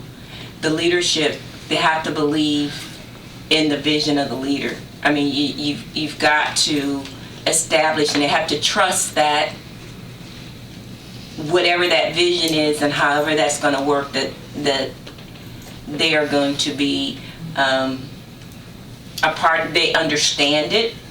You're going to give them the skills and ability to do whatever it is that they're supposed to do. It's going to have to be very, very clear. And then you're going to have to start celebrating quick wins as you move down the path. So it's about building up value in people, making sure, generally when people don't do what you ask them to do, it's because they're really not motivated, they don't trust you to do it, or they don't know how. So you're going to have to adjust you're going to have to attack both sides of that simultaneously. And you're not, again, we talk about silver bullets, it's not going to be that. Because even, you could go on right now and change the whole leadership. Just wipe them all out and bring in new people, and people will smile for about a month if you don't address the underlying concerns. And so you're going to have to do that. Like they said, in every situation there's going to be a honeymoon, but there's got to be clear, the vision has got to be clear, trust in the leadership, support down where you got to listen. You may already think you know what all the concerns are. They probably aren't nearly as big as you might think. Most of the time they aren't. They're little things. Without doing a complete diagnostic, that's probably what I would do. Mr. Williams, did you want to comment? Your body language hit you back out. Thinking that you woke me up.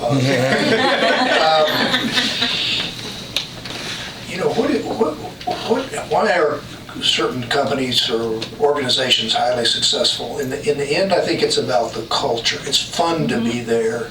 It's a learning experience. Teachers are missional minded, these are not, robots out in some kind of a factory, in Detroit or somewhere. So how do you, I think part of a leader's role at every level, from the classroom to administrators and so on, is about creating a culture that's interesting and it's missional and it's rewarding. And it's hard to say there's 14 steps to creating a great culture in a company, but my observation, whether in business or nonprofits, is that absent a great culture of people and mission, it's really hard to change things.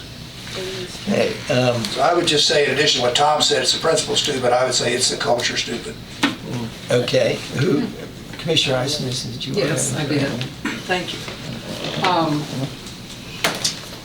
You know, there's an old quote, one who fails to review history will repeat the failures of history. And I was thinking of that when Kevin noted that many of the issues that the district is lifting up at this point are those that the Dallas Chiefs Commission looked at previously. But I am concerned, and I would I'll take my concern out of it.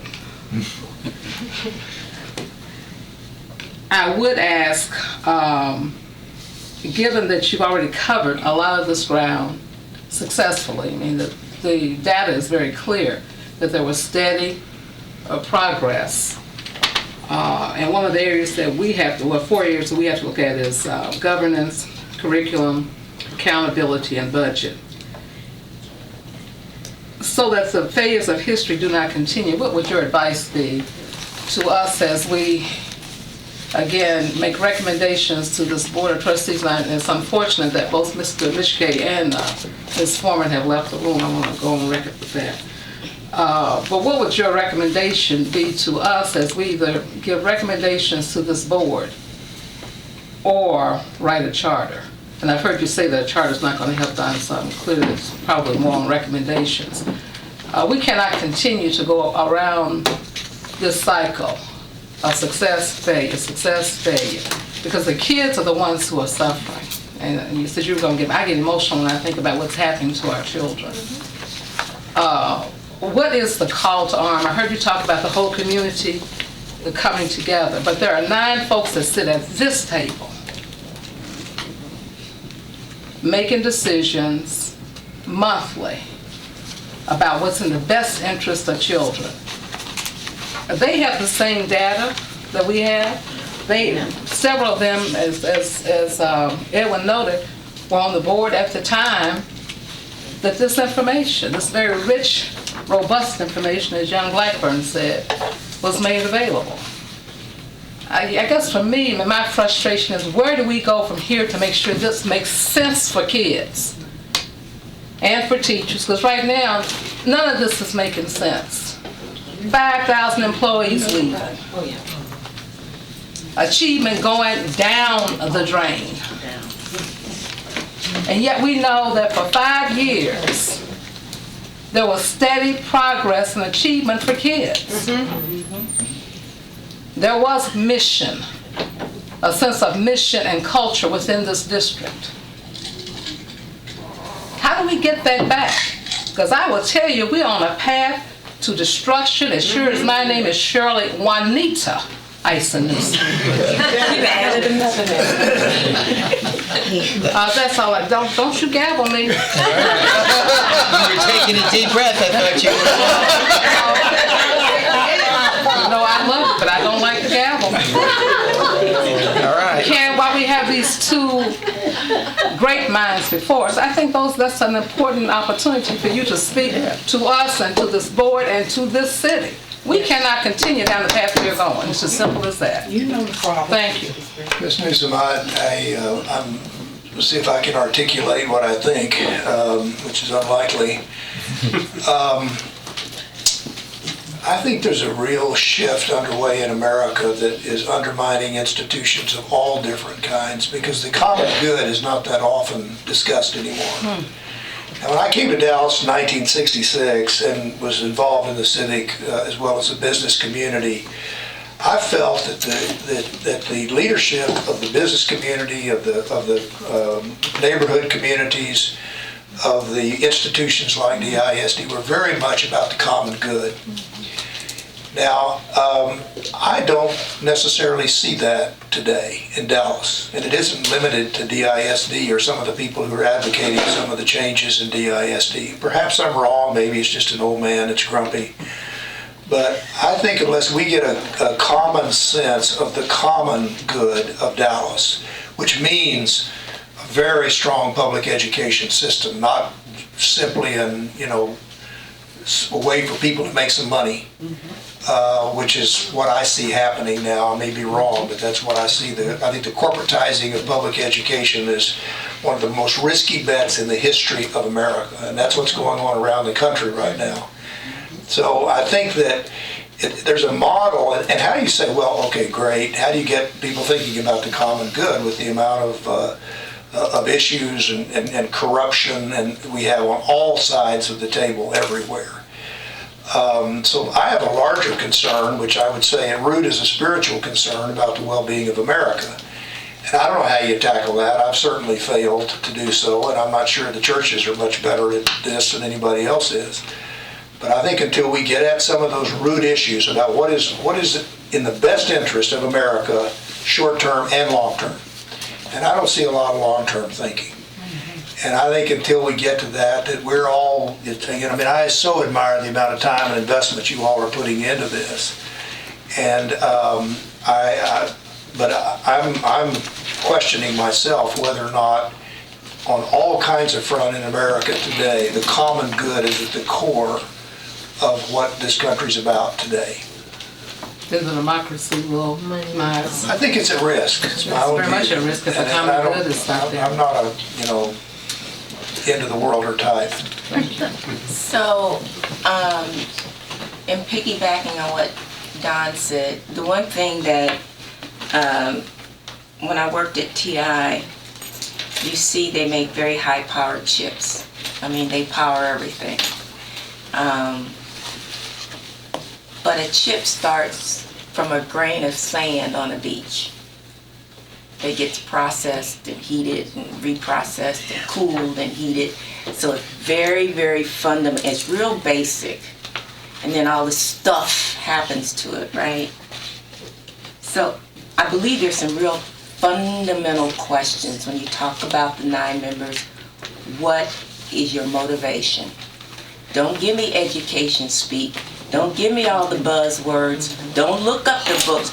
What exactly do you believe, truly believe, not what somebody told you, what do you want to see happen to the children in, let's just say your district? How do you want to see that happen? Now, how do you propose that needs to happen? So if you talk about the people, I don't know that they all know why they're there. And if they don't know, I mean, that's the epitome of governance. You got to start, I mean, that's the head. If you don't know what's motivating the head, and you probably got 2 or 3 of them, anything with 2 or 3 heads is real ugly, then you're never going to get it done. Why are you here? And don't tell me, well, the people I was elected to do what? To represent who? How do you expect to do that? So it's real basic to find out what the motivations are. And I think if people were really true, if they really told the truth, it'd be very interesting. And like Don was saying, it's a bigger issue, but it really gets down that basic grain of sand and the governance. Now, if that's what you truly want to have happen, how do you want to see it happen?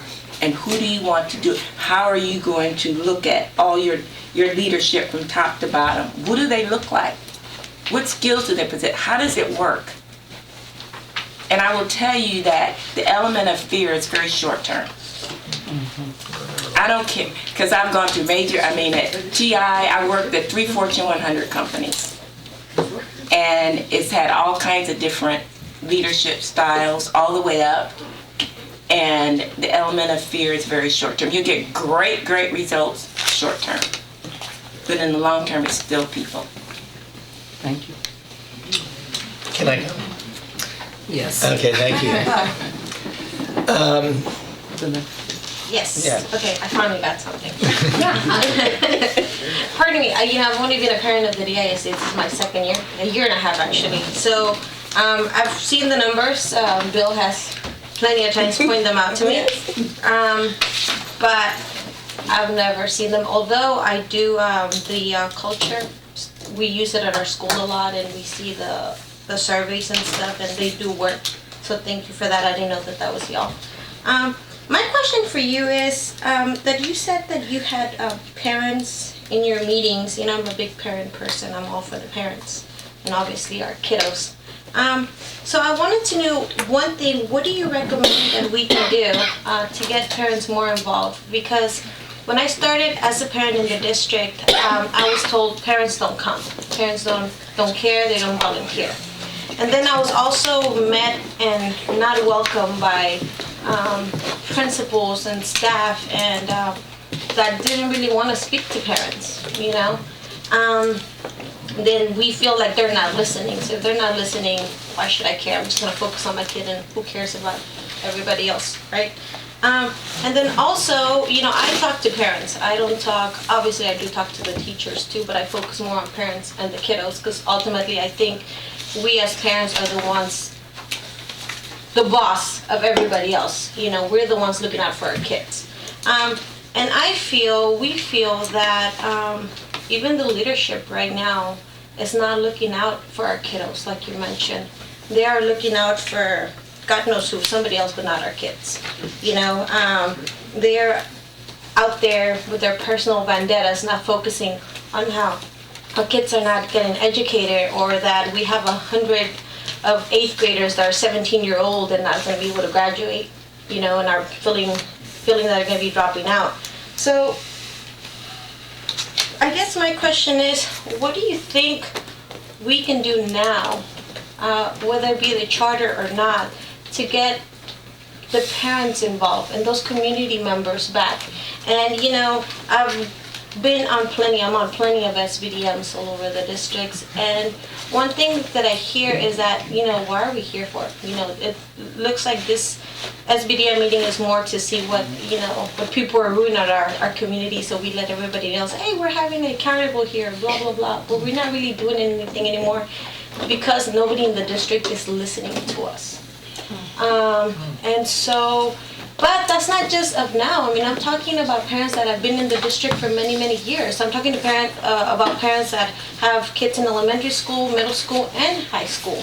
You know, I'm talking to community members that have been in SBDMs for 10, 12, 13 years. So it's not just a now. I don't think we can just blame what's going on now. I think it's something that's been going on. So how do we fix that? Or where can we start? One thing we did during the period of the Dallas Chiefs Commission was Pettis and Arcelia and I and others would take trips to look at high-performing school systems and try to learn from what they were doing right. One of the common things that we saw is that the school wasn't just a school, it was a community center. And so, for example, you got parents in there, and I think y'all did this at MLK Elementary School for a time, where you had parents who did not have a GED. They brought their children to school and got their GED there in a separate classroom. Now, like you said quite correctly, sometimes principals don't want the parents involved. So, but I think when you think about it as a community center where there's all kinds of activities, whether it be, let's take the digital divide issue. One of the things we required then was that the parent had to come with the children in order to get the computer and the rest, take the training, and agree not to hawk it for a year. And so, but the parents coming made a big, because most of the parents didn't know computer usage as well either, and there was no computer in the home. So I think if you begin to think about what is it the parents need, not what y'all want, or somebody else wants them, what's useful to them, what builds them up, what advances, you know, is it, so I think there's a variety of programming that can be done at the school. Now that's a different kind of school, that's tougher on a principal, it's expensive to keep it open longer during the day, but I think that's a model we saw in other places around the country that was quite successful in addressing the parental engagement issue.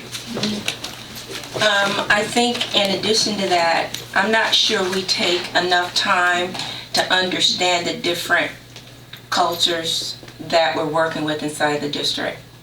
For example, in the Mexican community, I understand that in Mexico, the parents feel that teachers are responsible for educating the kids, that they don't have anything to do with it. Once I send you to school, that's your responsibility.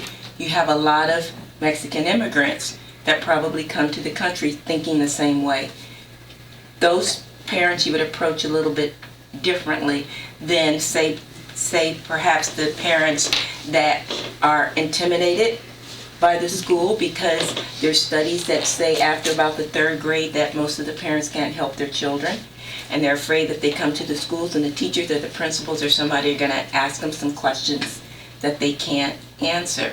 Then you have those that are working 2 and 3 jobs, which is a different culture, different way. So just to come up with a blanket, how are we going to, I want to do this thing and get parents to school is not probably the answer. The other thing is, why can't you go to parents? I mean, you could go to where they are, as well as they can come to, why don't teachers and principals go to a laundromat? Why don't they go to the reception somewhere? I mean, there are gathering places in the community that parents go to. I mean, if you look at corporate, like I have mainly corporate, there's speakers bureaus. You don't bring everybody to you go out and you set up and you go and have conversations out in the community in different locations. Let's try something different. Again, empowerment, think out of the box. The normal, I want you to be on the SBDM, that's great. Well, the SBDM is going to meet at Sally's house next week and everybody's bringing cupcakes. Right? That's pretty cool. I like that. Okay, can I do a follow-up? I never do, so you have to let me do a follow-up. This is whip on Bob tonight. Go for it. Go for it. Happy holidays. I love you, Bob. That's on the record. So my question, another question about, I guess, teachers and making them feel more, and I'm not beating up on teachers, please don't think I am. One thing that I get a lot also from parents, you're going, oh my God, I speak to a lot of parents, is that, and we hear from our kids, that teachers are just there, and I'm not saying all of them, she's looking at me like, please don't. So that they're just there to collect a paycheck, which I don't believe because they're not getting paid all that well, so I don't think anybody would do that. But how do you think we can just give teachers a little bit of a hump, like, you can do this? Because I see it even at my school, where you see teachers day to day coming in not happy to be there, and I think that like you said, you have to get to the people that are there actually teaching. To me, teachers and principals are the most important part of the whole education. So how do we make them feel happy about coming to school? Because they inject that to our kiddos, When you have a teacher having 5 parents saying, hey, I want to come help, and he goes, I don't need any parents, you don't need to be here. And then you have kids being upset with that teacher because they don't like him, he's not happy. I mean, what do we do about that? Well, that's a tough problem, and it's a real problem. I made the point earlier that when you have an administrator overseeing and involved in the principal selections, and you have teachers like that, that's when pass the trash happens. They're gone. They're not. There's certain people at DISD that do not tolerate fools, so they're not tolerated. Now, unfortunately, that doesn't necessarily solve the problem if they go over to another school where you don't have a strong principal. So I think that you've got to find ways that the leadership, one of the lessons I learned in business, Peter Drucker, who was the great management guru, as many of you all know, and he would say, look, don't try to change people. You'll waste your whole life. Don't try to change yourself. He would say, build on the islands of health and strength. So you find the good teachers and you build them, the good administrators and you build them. And then he would say about the others, or a losing strategy, he would say, don't spend your time trying to keep the corpse from stinking. So, I don't think you're going to turn around teachers like that. I wouldn't waste my time on them. They're out the door. That's the way it was at Crow. I mean, you found out pretty quickly if people had passion and the ethics and the skill set and whatnot to do what we needed doing, and those people got promoted, it was pretty quick, and the rest of them were gone. And unfortunately, I think that's what has to happen with teachers that are doing what you're doing, just wasting their time. That's on them. As a change manager, I look at things a little bit differently. Well, I look at them that way. Trust me, Don. Thank you. I feel better. Yes. But I also, all of what the children are feeling, I don't know that it's 100% because the teachers don't want to be there or they don't want to have passion. And I'm trying, again, on record, I'm speaking as a change manager and experience, not as anything else, is that when you get told over and over and over again you're useless, you're not going to be too excited about going somewhere and listening to that. So I don't know that they don't want to be there, because I think that most of them do. That's why they were there in the first place. I don't think that it's, and there's some, again, I'm speaking in generalities, but I would say that let's just go with 80%. 80% of those that are there want to help the kids and want to do what they need to do to help make the kids successful. But if you're constantly hearing that you're not of value, I don't care who you are, you could be a teacher. Anytime someone keeps telling you you're not valuable, I don't care how smart you are, I don't care what your motivation used to be, your performance is going to drop. It can't help but drop. Your self-esteem has been like shot down. So you absolutely, and then having to listen to parents is the last thing you want. Because the parents want to know, well, why are you like this? Well, because well, that's not good. So it's about, we're going to have to build up the culture. We're going to have to rebuild, help bring up the self-esteem of the teachers that we have, because I would venture to say those that didn't have the passion any longer probably aren't around too much longer. So those that are there, we've got, as part of the community, have to find a way to build them back up. We've torn them down. Start building them back up, telling them they're valuable. Once you start building them back up, it's amazing. Think about yourself. I mean, just think about, when you drive to work every morning, you go the same way, right? Every day you come to work, and all of a sudden you come there and they have construction. And you have to go somewhere different. I mean, you scream and you call them all kinds of names and why, and they tell you, there's going to be a beautiful road when you get done, but you're going to have to go in a different direction, and oh, by the way, you have to change cars, and you have to change shoes, and you have to dress a little bit differently. But when we get done, boy, it's just going to be great. I mean, just think about it personally. And oh, by the way, you're not a very good driver, so I don't even know why you come this ride anyway, so why don't you go get a bicycle? It's kind of funny, but think about it. Yeah. So now you have to go back. Now once you start going, you get your bicycle and you change your shoes and you start going a different way, that becomes the new normal. But you're getting there slower to work. And when you get there now, you're all dirty and because you don't have a car that's covered you up. And now you're at work.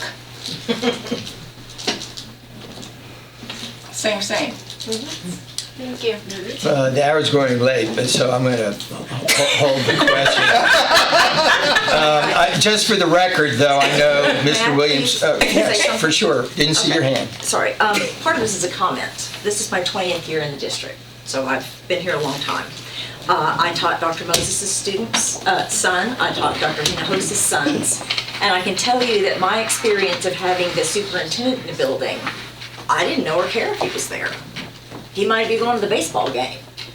His wife might be coming around to show people around to come to our school. I knew them personally, and I know the feelings that they engendered.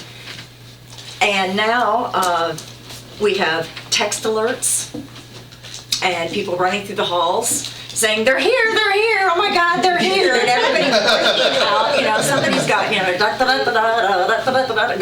and it's just, I have seen it from one to the other. I've seen the SPDM go away because they're not allowed to do anything anymore. We've lost a large majority of our middle class population. But I want to make a comment.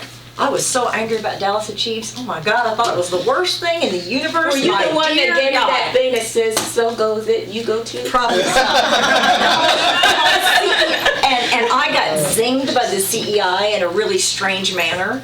But when I came to the board and told them, they said, oh my dear God, we never meant for that to happen. Let's fix this right now. So they said, we didn't mean for people who taught 4 AP classes and one class that was tested to get zinged because only 10% of their kids ever had it tested. So I didn't like it, but it worked into it. It was fine. And now I see the changes and I go, man, was I ever a whiner? I mean, because the CPG I helped write, it was great. It's now been... Luckily, I've gotten onto you can get the archive CPG, and I'm copying as fast as I can because it's going to go away. But a lot of the things that came in were difficult to get used to. But even I, the whiner, finally got used to it. And so I'm used to change. And so it's taken me a couple years to realize why I was always in a bad mood and why was I always unhappy. And I just got an observation that was not too good. But, so it's hard to go from being an excellent teacher to being kind of subpar. I don't know really what my question is like, how do we, I don't know what to do to fix this. I can tell you that people are retiring at a huge rate. A lot of our great teachers are gone because they're like, get me out of here. And the people that we're hiring to replace them, they're those teachers. Because everybody else is going somewhere better, which may be the retirement cottage, it may be Garland, but you know, so a lot of our problem right now is a lot of the great teachers just can't ride that bicycle. You can just say amen if you want. Yeah, I'm sorry. I'm sorry. That was not a question, and I'm sorry, but you know, I would like some advice on how to have a better life as a teacher right now. I'm just kind of going in with Mr. Vesey's ideas about what do we do. So I'm going to leave that as a hanging chat, as a segue, because we have an outstanding opportunity to talk to teachers and principals this Saturday, December 6th. It was emailed to you. The address is 5151 Samuel Boulevard from 10 to 2, and you might be interested in hearing this because we have had wonderful cooperation from all the teachers associations. There's one I really haven't touched yet, but the known ones and the administrative groups across the board all met. We're going to have a 4-hour session face-to-face, and the basic question they want to talk to us about is how they feel they can make the schools better, achievement better, have better educational opportunities. And we're doing it this Saturday, having been suggested that teachers and administrators couldn't get around the table and do that with us. But after hearing you tonight, we do know that that is possible, and we are going to have that dialogue this Saturday and hopefully hear from our front line what they think can be done to improve academic achievement. I also want to go on record, despite Mr. Williams' gruff CEO exterior, I know very firsthand, up close and personal, that not only was he a tough boss, but he was a phenomenal mentor to women in a tough line of work, commercial real estate and financing. And I know that firsthand, and I know for the record, she'd want me to tell you that tonight, Don, and she didn't get fired. So I want to thank you both very much. And my very last question is, if we took all these recommendations and labeled it Dallas Home Rule Charter recommendations, do you have some kind of copyright on this? Oh, heavens. We should have thought of that. We're going to make some money off of this. No, this is, we appreciate, you've answered my question. Thank you very much. And we really appreciate the amount of time you spent with us tonight, Don. Thank you all. Thank you for sharing on behalf of the community. Thank you all. Yes. Thank you. So as they are exiting, if you look at the agenda, we have a short night because we're going to have a long Saturday, and I deliberately thought that let us kind of at peace. So there is one item, though. I'm going to down to Chairman's remarks. I have no other people scheduled. We started in July. We're now in December. We've heard an awful lot, and Saturday I think will be kind of just a summit that will be a really interesting meeting. But what I thought and what we had discussed, but I went back and had Dino check all the minutes, was we had an opportunity on the 15th to look back before we broke for the holidays. And what I was thinking, even though we don't have an action item, and if you will just agree with this, we would have no speakers and just have a conversation with ourselves, kind of taking stock, no votes, no gavel, but be respectful that we all want to have a say about what we think we've heard, what we have concluded after 6 months, and then what do we want to do going forward. And just an open conversation. I have no agendas here other than to have one agenda item, a conversation. You've been individually asked me, when do we get to kind of distill what we've heard? We've heard from proponents of the charter. We've heard from the opponents. We've heard from people who've given us very thoughtful recommendations about how to improve things short of doing a charter. Hopefully, we're working hard to get our website up so everybody who submitted something will be online. But it would just be a conversation with us, just going around the table. I think we've built enough trust to look each other in the eye and just say, hey, what conclusions have we reached? I mean, this was just a journey tonight, and I appreciate your letting them have the time. And so when I look back through everything we've been handed and the stuff we haven't even really gone into in depth, like the early childhood stuff, I have no grand synthesis. We're at a midpoint. I just thought maybe it's a good time before we break for the holiday to wish each other good cheer and just have a conversation. We're just like who we are and what we think is what happened so far. And I would only end my little piece here by saying I'm so proud of what we've done by being inclusive, by being transparent, by listening to everybody, by really being sensitive, being out in the community, bringing the community in. And I couldn't be prouder to be part of this. But if you think that is a crazy idea on the 15th, so... Could I suggest? Yes, please. Could I suggest? First of all, not only is it a good thing, but it's a very necessary thing at this point, because I think, in a very fundamental way, that discussion needs to be completely open so that any commissioner can raise any issue or discuss any topic that is of interest or concern to them. We very much need to do that at this point. But in addition to that, I do have one request that we specifically address what our purpose is as a commission as a part of that discussion. And that relates to the law under which we were organized. So that ought to be a part of that, but I think it ought to be completely open, completely of interest, whatever any commissioner wishes to discuss. We spend the time on that. I appreciate that, and I think adding in what we see in the context of why we were commissioned is certainly helpful. Anyone else disagree or want to comment? I know it's one more meeting, and we didn't, put on the books, but I just think it's a nice way. Pardon me? I know, but I went through the minutes, and I just want to be sure we're all clear. So though we don't have an action item posted, I would hope that we could, post the meeting, have everyone come who wants to come just to hear us, And I would ask Commissioner Ranger or Commissioner Forrest, do we need to make a motion that we will meet on the 15th, even though it's not on our formal mission? Can we do that? Well, we can't vote on something. No, and because it's not posted, but... You're the chair, so you can call the meeting. You can call the meeting. I'm going to call the meeting, all right? Wait now. We can set a meeting. You are the chair. Yeah, I'm going to... He can call the meeting.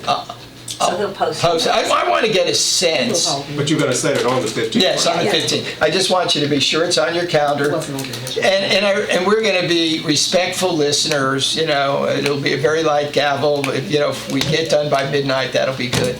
I'm told you can't have a whole holiday celebration here, so I won't bring the menorah. And so don't worry about that.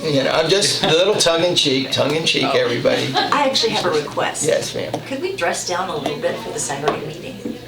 Not I'm wear old. our suit. I'm old school, so I will put a tie on out of respect to the teacher. Said you can dress. Did I make a I comment? just No, Did I not? think that people would feel more comfortable with us at this meeting if we were a little less. There are some wearing my situations I want to bathing suit, I'm explain just- my dress tonight. There are some situations where I have to come straight from the side of a swimming pool, and it's kind of cold out there. It's not always an indoor swimming pool, so I am dressed in my work clothes, and I'm sorry I couldn't Just- pack a change. I would let everyone use their good judgment, Commissioner.